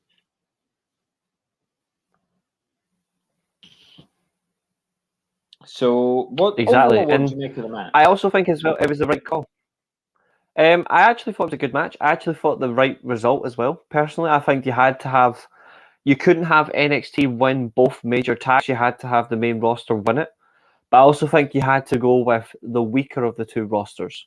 I think having the weaker of the two rosters gives you a reminder that there's still competition out there that needs to be improved. And of course, you see from the reflection. That's all it gives me a reminder of. Yeah, pretty much. You get some. Yeah, he has a fondness of just touching his arm, the little weirdo. But it gives you something. And it gives you a reminder that just because Raw's a main roster brand doesn't mean Raw's going to win every year. Just because SmackDown's a main brand doesn't mean SmackDown's going to win every year. And just because this is about NXT doesn't mean NXT is going to win every single match. They have to lose in the right matches, and this is one of them. Yeah. And it was well worked. I thought the eliminations were done spectacularly well. I thought you couldn't eliminate Braun Strowman through pinfall or submission because that would kill him as a monster. You've got to lose the right manner. So a count out is great. Gives me classic reminders I thought of everything was more sound in this match. Obviously, we talked about the women's match and probably spent a bit longer on the women's match because there were those little weird moments where it didn't quite click and it didn't quite gel and you didn't quite have the same level. But this one did. This was almost flawless. Absolutely. Every big move connects as it did. Did the crowd take to everything as they thought? No. Obviously not. But I think, as you say, the right team won. But everyone, no one left this match really looking worse than they did going in. Exactly. And that's what's important. I When you've got a agree. match with so many people in it, that everyone sort of gets that moment to at least look as good as you think they are. And a lot of people exceeded expectations in this match. Speaking of exceeding expectations, let's go to something that didn't. Yeah, I'm going to quickly, because I know I'm in the bathroom. I'm going to let you run this one because this is a 7-minute. You just want me to run through this. I do need to go to the bathroom, but I'm going to let you run through this one, and you've got my permission to give Rey Mysterio the golden shovel. Because I'm going to say this now, in this no-holds-barred match, he sucked. But I'm going to leave it with that. Mwah-ha-ha. Back in a mo. Over to you, co-host. You better watch it, Reece.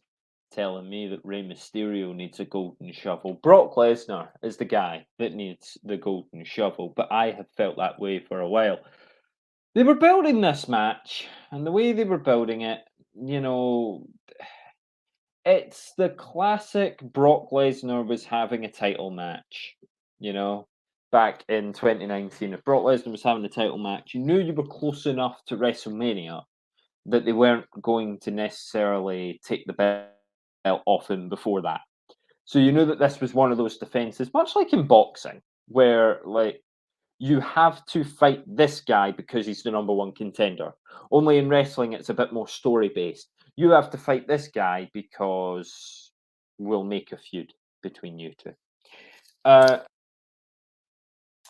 Billy, I get that, but he has had bad matches. And I don't know if they were his fault completely.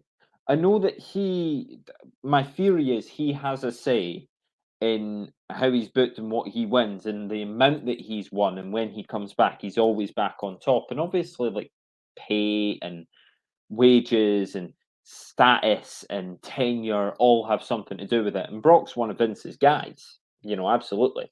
And a guy that really sort of gels well with Vince. But Brock Lesnar Ricochet, that's just an example of the sort of thing that I'm talking about. And it's not that this match was necessarily bad, but it's that when a match is predictable, it feels a bit just like it's in the way. And that's kind of what this match felt like. And it felt like everything they were throwing at it was sort of the framework for what happens in modern day Roman Reigns matches. all the smoke and mirrors. Rey Mysterio with weapons. Dominic Mysterio gets involved. Ricochet, I think he's been hard done by, and I think in Triple H's world you may see more of Ricochet. You may see less of him. I don't know what he thinks of him personally, but I know that based on NXT, Triple H must have big plans for Ricochet. I think Brock Lesnar does sell better than most people, but again, he's not asked to do it that often. And what I didn't like, as I was saying to the people, Reece, what I was saying to them was, this match felt like it was in the way. Yeah, they shouldn't have bothered. Rey Mysterio's my hero. When it comes to wrestling, he's the guy that got the second into it after name redacted. But I watched Royal Rumble 2006, and I watched the Man in the Mask win, and I don't mean Excalibur. I mean Rey Mysterio, the Man in the Mask, win. Yeah. And I watched this small but plucky and fast and energetic and resilient guy go all the way and win that match. I was like, this is why I love wrestling. Yeah. And this match, Rey Mysterio versus Brock Lesnar, WWE titles on the line, and it was just in the way. You knew Rey Mysterio wasn't going to win. And yeah, I did hear that, Billy. I did hear that Brock asked to wrestle Rey Mysterio, and it says a lot as well. Mm-hmm. Because when Brock Lesnar asks to face someone, it's basically a mark of respect. And obviously Brock Lesnar has a lot of clout in that world. He does. I didn't like this match at all. And it's again, I hate it. Because you had Brock Lesnar as one champion and you had the other, your work rate wasn't there. Yeah. You didn't have a work rate world champion. You didn't have a Seth Rollins on top. You didn't have an AJ Styles on top.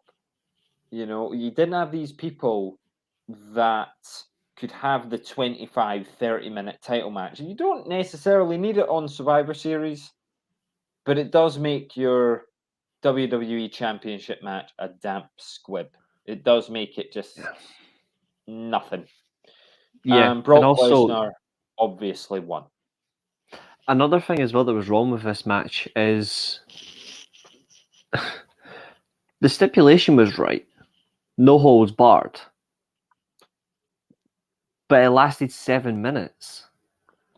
If you're going to have a really good no holds barred match, Rey Mysterio and Brock Lesnar can go the distance. This should have been at least 15. I think the timing was so wrong. I just wonder where you would cut the time. Regardless of how long the pay-per-view had left, it got wrong for me. I think that as much as I like the women's match, that went 18 minutes long. That was far too long. That should have been cut back a bit. Like, I would have cut the women's match down by like maybe 4 or 5 minutes. I think 18 minutes was too long for the women's match, even though it was really good. That should have been about 15. They should have added a little bit longer to the WWE title match, personally. And I would have cut a bit of time from the women's match because it was good, but it had a lot of things to it. And I think maybe the men's team could have been a little bit. But that's not purely because they were bad. It's just the WWE title match should have been treated a bit more ilk. Probably the only thing we'll agree on today, says Billy. And hello there, Jan. It's nice to see you in the chat. But yeah, no, I think if you're gonna do no holds barred properly, I don't know, mate. I think I think we'll agree very shortly, Billy. I think we'll agree very shortly. But no, like it's also nice to meet you. You're hopefully both getting the right.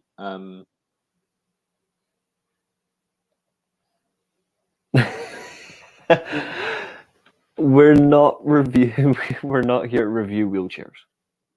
No, we don't review steel chairs. The steel chair shots and that's totally different. And the grapples. Totally different. Appreciate the question, but that's not what we're going to agree with you when you're both getting equally incorrect answers to my quiz. But wow. I want to just keep firing that shot. Keep firing. We'll agree on the final match. Definitely says. Well, let's get to that because I want to stay smiley. It's a Saturday. The sun is setting over there as winter starts to creep up on us. day by day and step by step and inch by inch. Winter's coming. Smiley Saturday, and it's a Smiley Shotgun Saturday. And we're going to move on to the main event, which gave us a lot to smile about. And it didn't give the crowd much to smile about, though, because I feel like the crowd was ready to... I feel like the crowd was ready to check out on this show.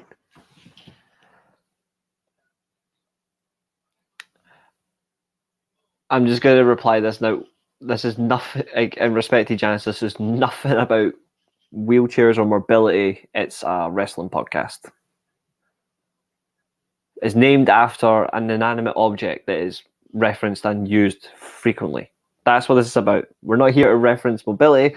We're not here to reference wheelchairs. Nothing of the sort.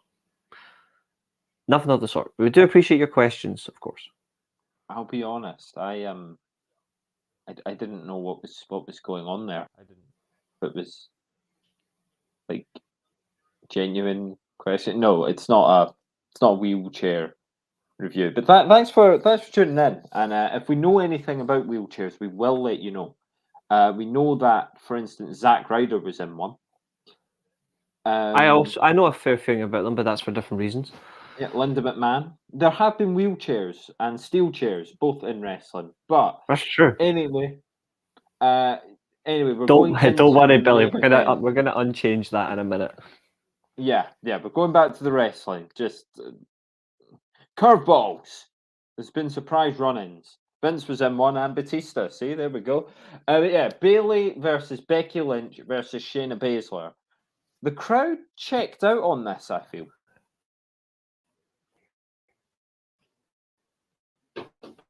Mm-hmm. So, yeah, I think the order was wrong. Personally, I think if you're going to have a short WWE match, you should put the women's match before it. Yeah. And I hate them. We heard them again. We see some joint manipulation from Shayna Baszler.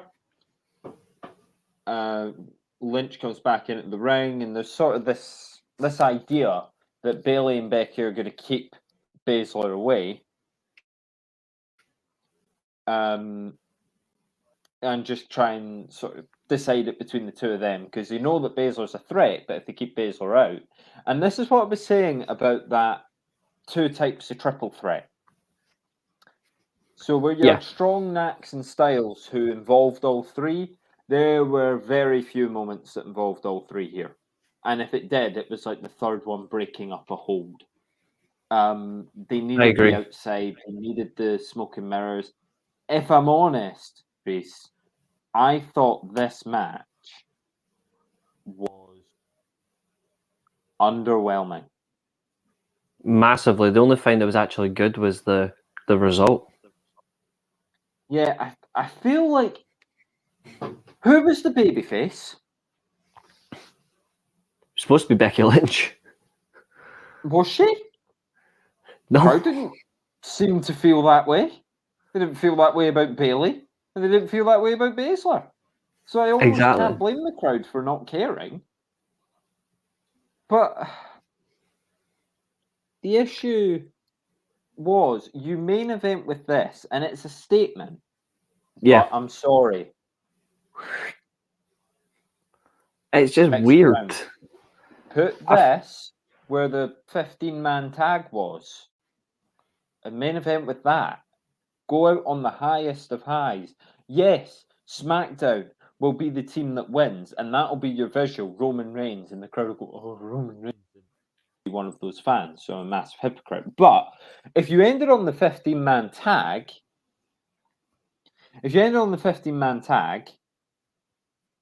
you would have people going, oh, this was good, this was good, this was good, this was good.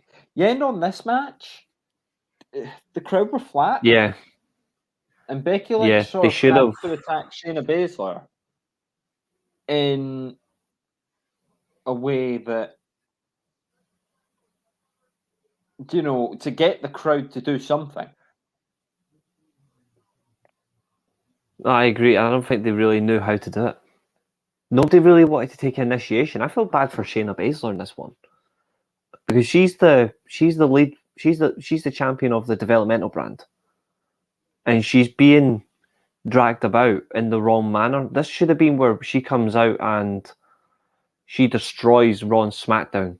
She destroys them both. She makes one of them tap out, but instead she's having to rely on one of them taking control.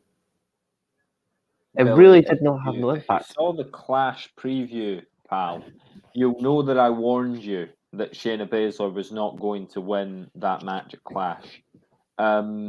If that is the match you're talking about. So you see, you walked out and went to the bar. I imagine you're referring to the Clash at the Castle loss. I was very angry. Shayna Baszler. I wasn't, because as I said, Shayna Baszler, you can't just go 0 to 100. You know, this isn't Jinder Mahal getting a WWE title match. That's what they've done now, though. That's the problem. They've done it now. They've taken it from 0 to 100.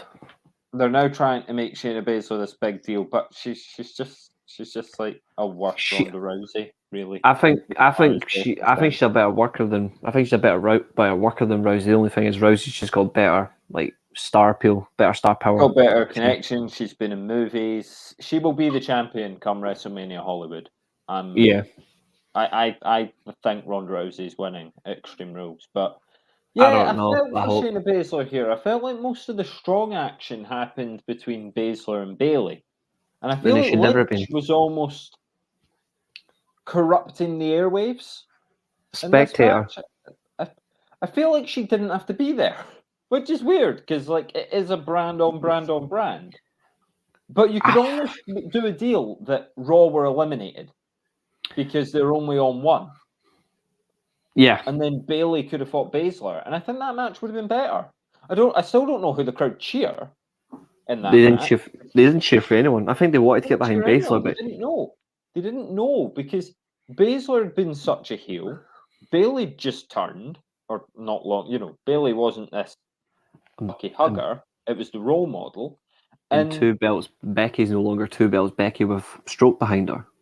Yeah, and Becky was all right, but people were sort of losing that fire because she didn't have a bloody nose and she wasn't really doing the man thing.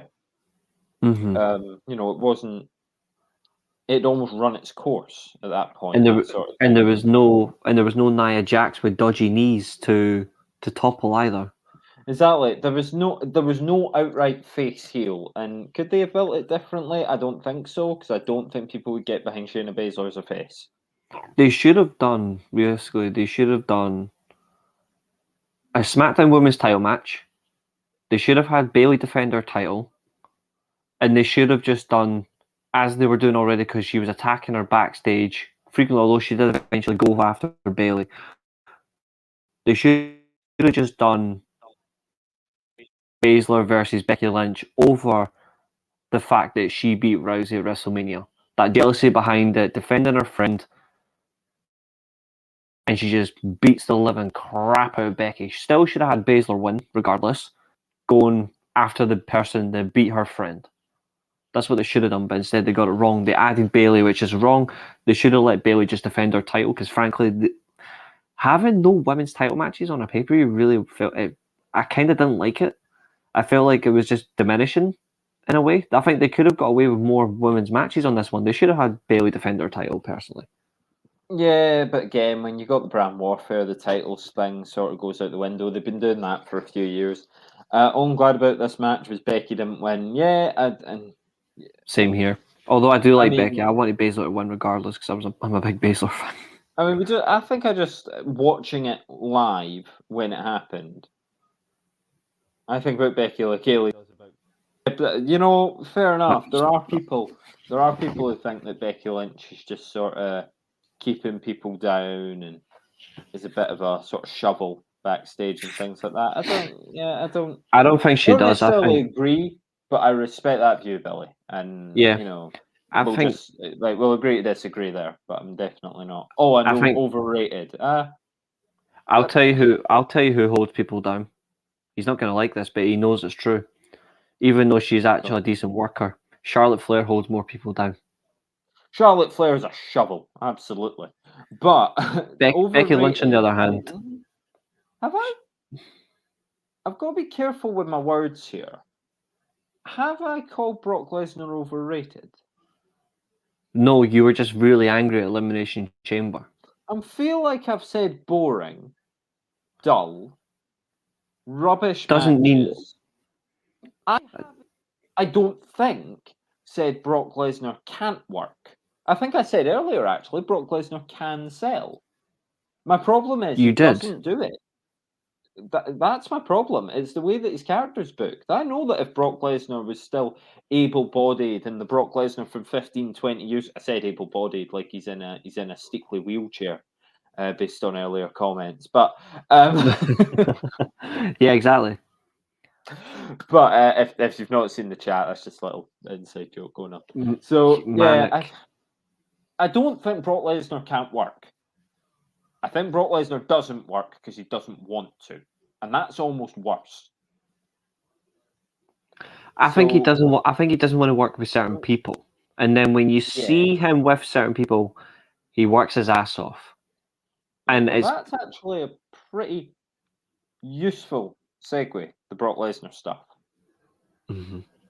And that's why in this one I felt sorry for Shayna Baszler, because Shayna Baszler can work with anybody, and she's done it. Yeah. She may not be the best on the mic, but she has good promos. When you watch her in matches where she can really show her stuff, she's great. I'm going to give you the perfect example. The match against Kairi Sane at Evolution. Yeah. When she becomes the 2-time women's champion for NXT. Brilliant match. Fake voice on the mic, I can't stand it. I understand that, but Charlotte does the exact same thing. Both of them are guilty of it. Doesn't matter. I'll tell you who else does it. Charlotte Flair's promos are, in my opinion, a million times more obnoxious than Becky Lynch. You know who else is actually guilty of it? And everyone knows I'm a big fan of her. Bayley's guilty of it. Yeah. This is the thing. Heel women on the WWE roster. And it's one thing that I don't picture it with Rhea Ripley when she talks.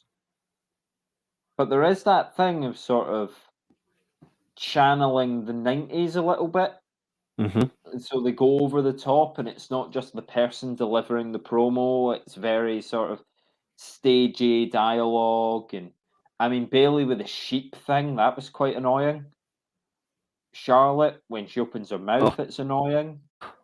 And Becky Lynch has had annoying moments as well, because she would come out every week and she would belittle people. And there was, that deal where she was like, it was a big deal for John Cena to team up with her, not for her to team up with John Cena. There were just little things like that. Yeah, that was. Yeah, she's getting a bit too big for her boots. Well, and yeah, but don't get it twisted, Billy. I don't think Brock Lesnar's overrated. I think Brock Lesnar's dull in WWE, and I don't want to say lazy, but I think he just doesn't. I think he carries his own pen in WWE, so he can decide if he wants to work and if he doesn't. I've seen Brock Lesnar work. Brock Lesnar versus Daniel Bryan. Brock Lesnar versus AJ Styles. Brock Lesnar versus Finn Balor. Taker versus Taker. Mysterio, he's sold. Versus Taker, he's sold. He can do it. My problem is when you're going to hold the title for that long and every match is just such a slog. That's my problem. It's the same issue I've got with Roman Reigns. All this smoke and mirrors and story and everyone getting added. Sorry, I didn't mean you think he was. You're just annoyed as Brock. Okay, right. Okay. That's understandable. I don't want you to think I think Brock Lesnar's overrated. I respect what he has done. But I will agree to disagree on that one. Best women on the mic, go. I actually agree. She's the toughest, the fastest, the strongest, the best, the EST of WWE, the Raw Women's Champion. She's effortless, Bianca Belair. I think fantastic. She is one of them. But the crazy thing is I don't think there is a unanimous best one, because in my opinion there's two other women on the mic that are just as good. Rhea Ripley? That's one. Can you guess the other? I bet you can't guess the other woman I'm thinking of. Well, it's not going to be Dana Brooke. No. No, she talks out somewhere else. What brand Are we talking main roster? Main roster.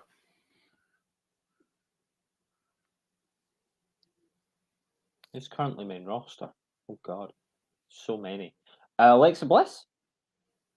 Nope. Although I really do like Alexa Bliss. It's not Sasha. Are they on Raw? Nope. No, okay, it's SmackDown. Mm-hmm. It's not Liv Morgan, because you said it yourself, you can't stand her.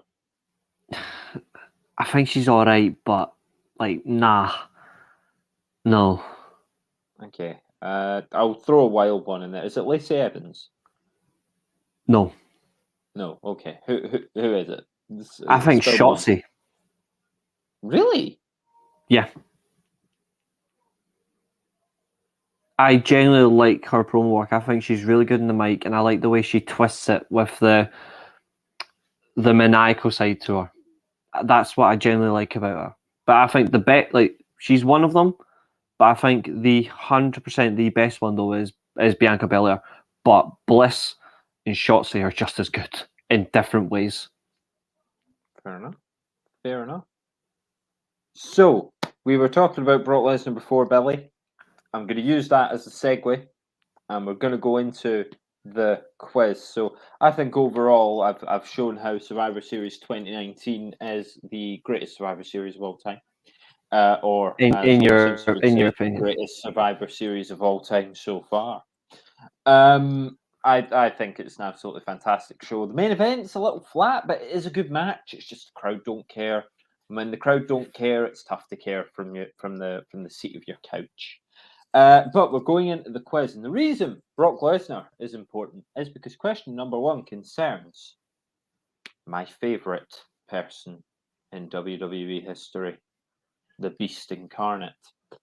How many different WWE Championship reigns have there been since Brock Lesnar's reign that we are in the middle of at Survivor Series 2019?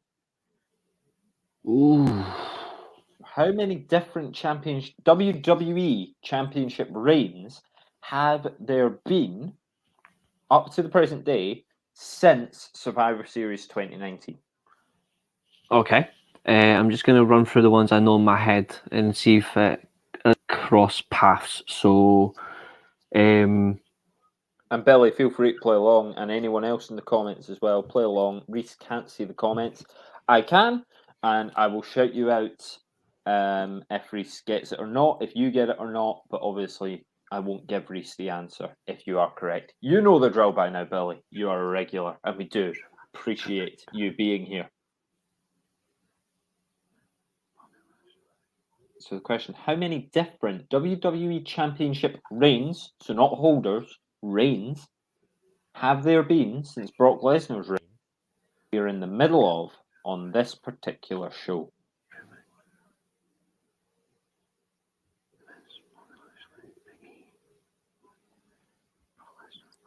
Billy has put a guess in the chat. I think it's 10. And what I've got, 10? And the ones I've got in my head is so obviously Drew McIntyre wins it, then Randy Orton wins it, then Drew McIntyre takes it back, The Miz wins it with Money in the Bank cash in, Bobby Lashley takes it off Miz, then I believe it's Big E with Money in the Bank, then Brock Lesnar, Bobby Lashley, Brock Lesnar, Roman Reigns. And that's the end of the WWE title as a singles championship reign. So you've said 10. Yeah. 8. And Reece, you're correct. Because I knew I was thinking of them in my head. But you've absolutely nailed them all. Like, you just rattled them all off.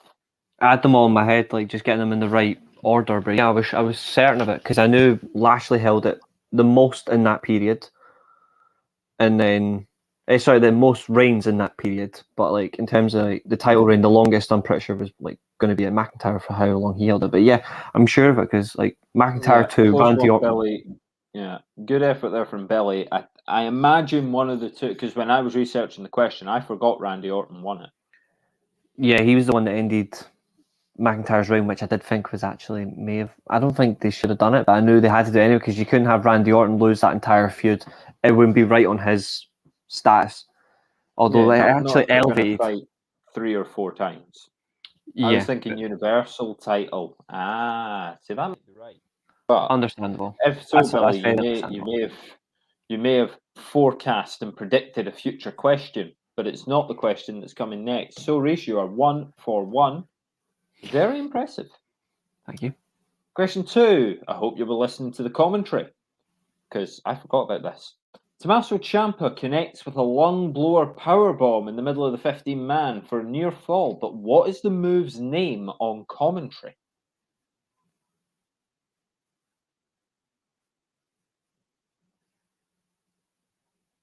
Ciampa connects with a signature lung blower powerbomb in the 15-man, but what is the name given to the move on commentary? It's not a backbreaker powerbomb. I've not watched it in a wee while, so I can't remember the exact commentary. But it is basically a backbreaker, but it's a powerbomb backbreaker basically. But Yeah. So can't the remember the move exact is the wording. lung blower powerbomb. I'll give you another go at it. The name that they say on commentary is not.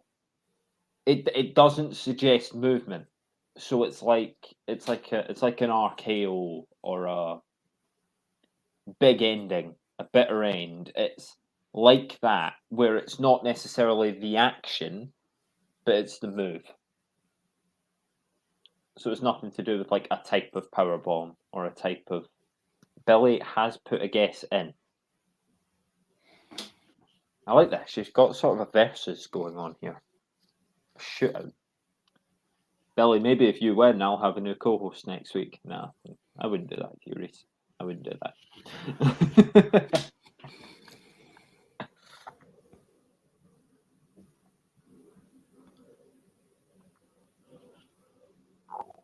Generally, for a lung blower, the movement is more about the lifting action. But a powerbomb, you're going to lift them anyway, so it's kind of dogmatic. I'm not actually sure. Okay, you got any idea? Nah. So this is a move that I think he still hits, but I don't think it's been called this for a while. Mm-hmm. Or at least it's not. But when I've heard it on commentary recently, it's been that power bomb, that backbreaker power bomb, that lung blower power bomb. Yeah. It was called Project Ciampa. I've not heard Project Champa in years. That's the thing. Yeah, That's why it escaped my mind. It flashed me right back. He would hit Project Ciampa. Billy's Yeah. guess was Fairy Tale Ending, which he does hit on this show, but it is Yeah. called. If I beat Reece in fantasy football, he said I can co-host one. I'm not privy to your fantasy football hijinks. I said he could appear on one. I said he could appear on one. Yes. Quickly want to say You'll still be here. as a Scotswoman, with a Scotsman there, depending on how it appears on the screen, we are glad that England got relegated. Anyway, so question 3. Question 3, and let's face it, this head to head, it's currently That's the killer nil. Io Shirai and Candice LeRae were both injured on the War Games the night before. Ripley and LeRae were 2 of the competitors for Team Ripley, but who were the other 2? And Billy, the Fairy Tale Ending is Tommaso Ciampa's finisher currently. It's a homage to Christopher Daniels' Angel Wings. That's what I like about Fairy Tale Ending, because it's the exact same move, just different name. Funnily enough, it was a great pay-per-view because I got exactly what I wanted at War Games. It was Candice LeRae who opened it. It was Rhea Ripley who came out second as the captain. You then had Dakota Kai, who was going to at the end. But of course that changed because obviously she turned heel on Tegan Knox. Billy there with I'm Irish. So I imagine you're just as pleased as we are. You know, to three pleased souls here. Me, you, and Billy here, Reece. Yeah. Because England got Me for the relegated. German, me for the German, Scottish, and Italian side of me. I don't know what. Trifecta. Yeah, I don't know what's going on at the moment, or I believe it's today. Scotland play Ireland. 7:45 on Premier Sports, so I'll be watching it on the laptop because I've got subscription. That's obviously a big game for. It'll come on at 7:10. Comes on at 7:10 coverage. Right, perfect. I'm pretty sure. I may watch through my fingers. Yeah, but I'm pretty sure in that match at War Games, Dakota Kai does that big boot type thing to Tegan Knox and turns heel, and she attacks William Regal as well, which is even better. I'm sure it's. Okay, I'm sure it's Tegan Knox. Said Tegan Knox and. It was definitely Dakota Kai. Yeah, definitely Dakota Kai because she turned heel exactly what I wanted. Billy has put the interesting duo of Lay Cool. He's not. He's put Knox and Kai. You've put Knox and Kai, and the answer is Knox and Kai. I just wanted to see what your reaction was because I know you can't read the chat. It's the heel turn that I wanted as well. It's the heel turn that I really wanted. Dakota Kai to turn heel because I thought you meant me there. I thought I was the heel. No. So, but yeah. So 1-2 in this impromptu head-to-head. Billy, you can still catch him. I still believe he's crumbling. I will get him. Then again, you know, we saw last week when I got 3 out of 5 on the Deadly Game stuff. There's only so much I can ask about. So you know, I can't all of a sudden just go in my time machine back to Starcade '83. I'm not with you on Germany, Reece, and then we will all fall out later. Then. I think you and Billy have been talking about football, perhaps. Reece is correct. This was on the network yesterday. It was. It was. I've watched, and also I've watched this match several times on YouTube as well because I really did like it. War Games 2019 is a fantastic. It's the best one. Oh, 1-2 in this impromptu head-to-head. Question 4. Can Billy catch you? Can you pull ahead? Or will we keep the same difference? Question 4. During the show, Baron Corbin has STD chanted at him. Mm-hmm. My question to you is not what does this stand for, but who's responsible for it happening? 2 acceptable answers, but I'd rather you give me the main one. Roman Reigns. Okay. So who started the STD chants that we hear towards Corbin? What I mean is who originated them? Why was it happening? I know it was long term. I know it was like the long term feuds and stuff, and it was just really funny. I'm thinking it was between 2. I think it was between Rollins and Reigns. Because they were like, I think it was because of like when Baron Corbin was the assistant general manager on Raw, and he was the constable and all that crap. Rollins called him boring, and I think he compared it to an STD or something. I can't remember, but I think it's between those 2. Okay, and then Reigns just added to it because it wanted to be comedy. Yeah, if you want to throw an answer in, Billy, I will give you a little bit of extra time. So what I mean is, who basically made STD a thing towards Baron Corbin? Who popularized it? So have you gone with Seth or Reigns? Yeah. Reece? I'm going with Seth. I think it was because of the time when it was on Raw. All right, so we will fill for time. I mean, obviously, it's not the first time something hated would be chanted towards Baron Corbin. If you remember Dumpster Fire. Billy has a guess that is different to yours. You have gone with Seth Rollins, And Billy has gone for a Samoan, or a member of the Samoan family. But Billy's gone for The Rock.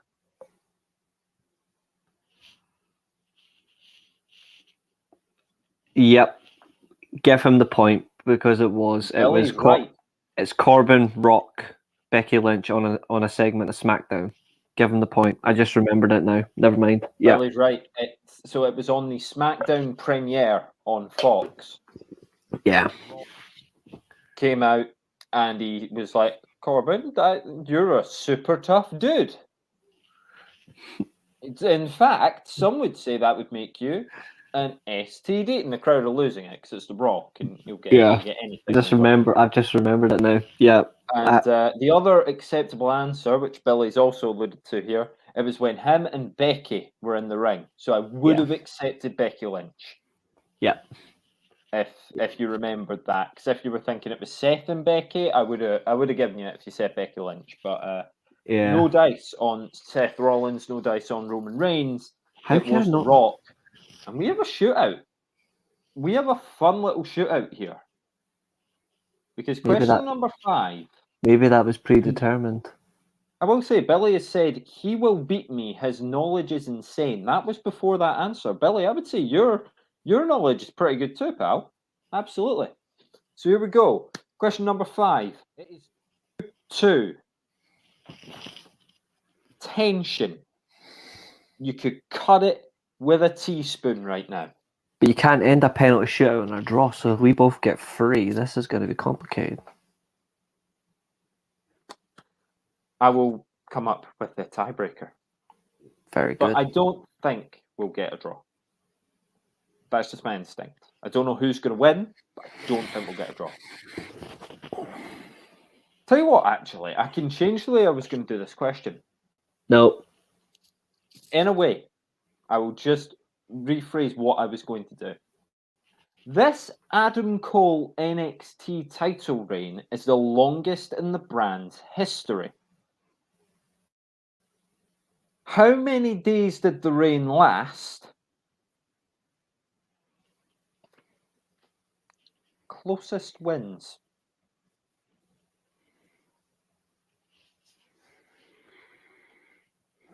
For everyone else playing along at home, if you're scoring your own points, the original question was with a leeway of 7 days. So you could be a week out either side or within. But because it's between these two and we've got the tension, we're going for straight shootout here. This Adam Cole title reign that we're in the middle of at Survivor Series 2019 is the longest in the brand's history. But how many days was it?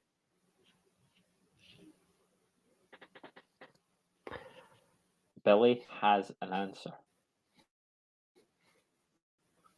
This is according to Wikipedia as well, I will say, the home of the most reliable statistics and information.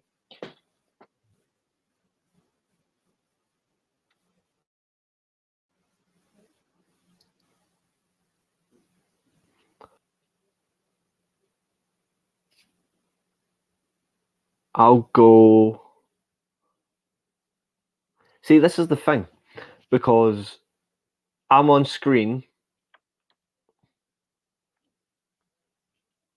whereas someone isn't, and I'm not saying he is one, but it does give somebody a very good opportunity to type in Adam Cole's title reign, and I'm not calling him a cheat. I don't think Billy would do that. I'm just kidding. I'm just kidding, mate. Is an honourable soul and a gentleman, I'm just kidding. And he'll play by the rules. And he's not like me. True, I'm kidding. I'm only kidding. I'm just like trying to do. I'm just trying to do the right thing. I'm just trying to raise suspense. I will go. It doesn't come close to. I don't think it comes close to Pete Dunne's title reign in terms of days, like in terms of when he was NXT UK champion. But it was, I think, around 100 less. I will go.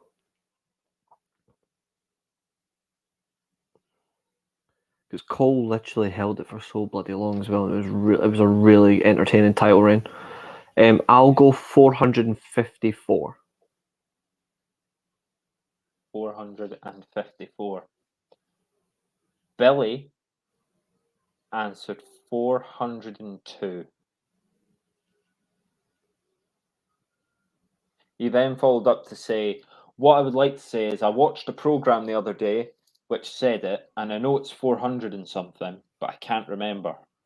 It is 400 plus. The thing is, if I was doing this question originally, like in the leeway way, only one of you gets the point, of course, because we're only within 7 in terms of leeway. So you know that one of you is well out. The question is it the regular Reece, or is it the chat regular Billy? Is it co-host? Is it host? Is it main man? Is it tribal chief, head of this table? I don't think I have it. I think Reece, I'm out. or is it regular Billy? I think I'm out. Because when you said 7, Adam Cole's I think it's title reign 409. is recognised at 403 days. He was a day out. Billy was a day out. He's put 402 days. It was 403 as recognised. It was originally 396. It's recognised at 403 due to tape delays. And Billy there saying we should have had a bet on this. Well, Reece, you know the place to go if that's the thing that you're into. Very impressive. Very impressive.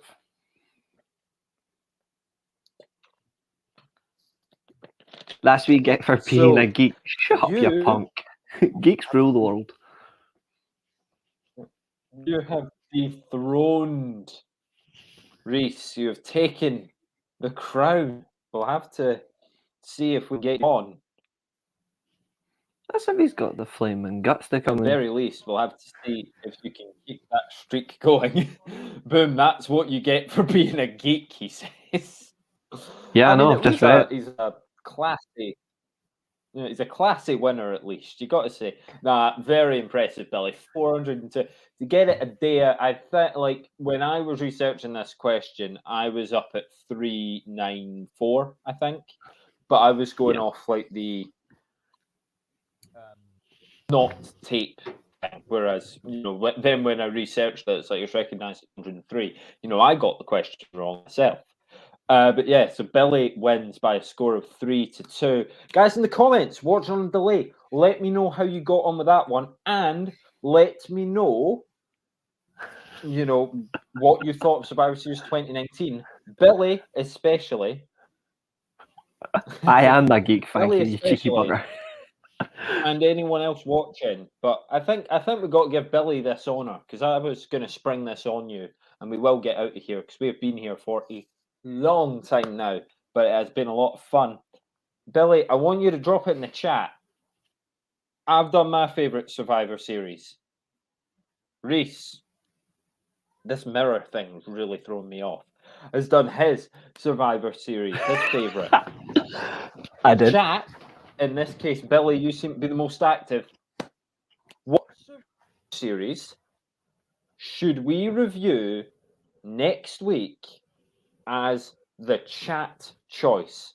And I will say it's not going to be on Saturday because I'm getting older and Friday is my birthday, but Saturday is when I'm going out and doing things because we all still have to work even when it's our birthdays. We will do it. We will do it on the Sunday, 4 o'clock next Sunday. Yeah, special Sunday slot. But Billy, if you want to just drop it in the chat, what will we be reviewing? So, Reece, you've been beaten, you've been bested. I'll just do what every good world champion does. Respond. Oh. And that, as they say, is history. Guys, thank you for watching 2 hours and 19 minutes currently. It has been a long one, as we know, but if anything, that's important because that is what it's all about. We're going to get ourselves out here but we certainly appreciate it. Because Billy has put his show in. You know, we can't go on next week without knowing what we're doing and without telling the fine people watching at home what we are doing. Billy says my best was 2002, but I think you've done it, so I'll go 2001. Have we reviewed 2002 Survivor on here? Well, to be fair, haven't. I know I did. I know I did briefly talk about the Smackdown 6 in that point of Survivor Series, but I never fully reviewed it. Reviewed it. Smackdown Billy, 2 is your best is 2002. So if you want to do 2002, 2002 it'll be. 2002 and 2001. I actually know all the way up here anyway. It's fine. I can do that. I'm going to need a refresher. I think I've seen it once, but I'll have to rewatch it. But yeah, we're going back to well, not before my time, but barely my time. He's going to watch Network for a week now. Yeah, he'll be swatting. He'll absolutely be swatting. He will be looking to take your crown, Billy. But until next week, you enjoy that crown. And until next week, everyone, we hope you've enjoyed this edition of the weekly Steelchair podcast. Reece, I will let you do the honours on the end. Absolutely. And I'm just going to put myself in a bigger screen for a minute because I've always wanted to do this meme. So I'm going to do it for you, Billy, in response to your comment.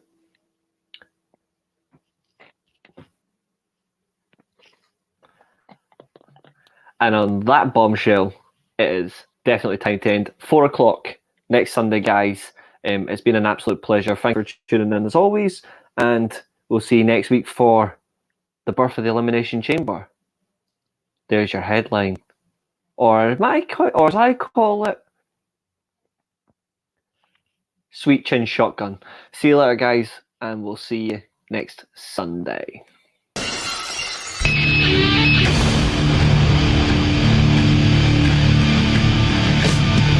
my life in the box in front of me. Taking talk in my arms, it's the soul of me. You walk by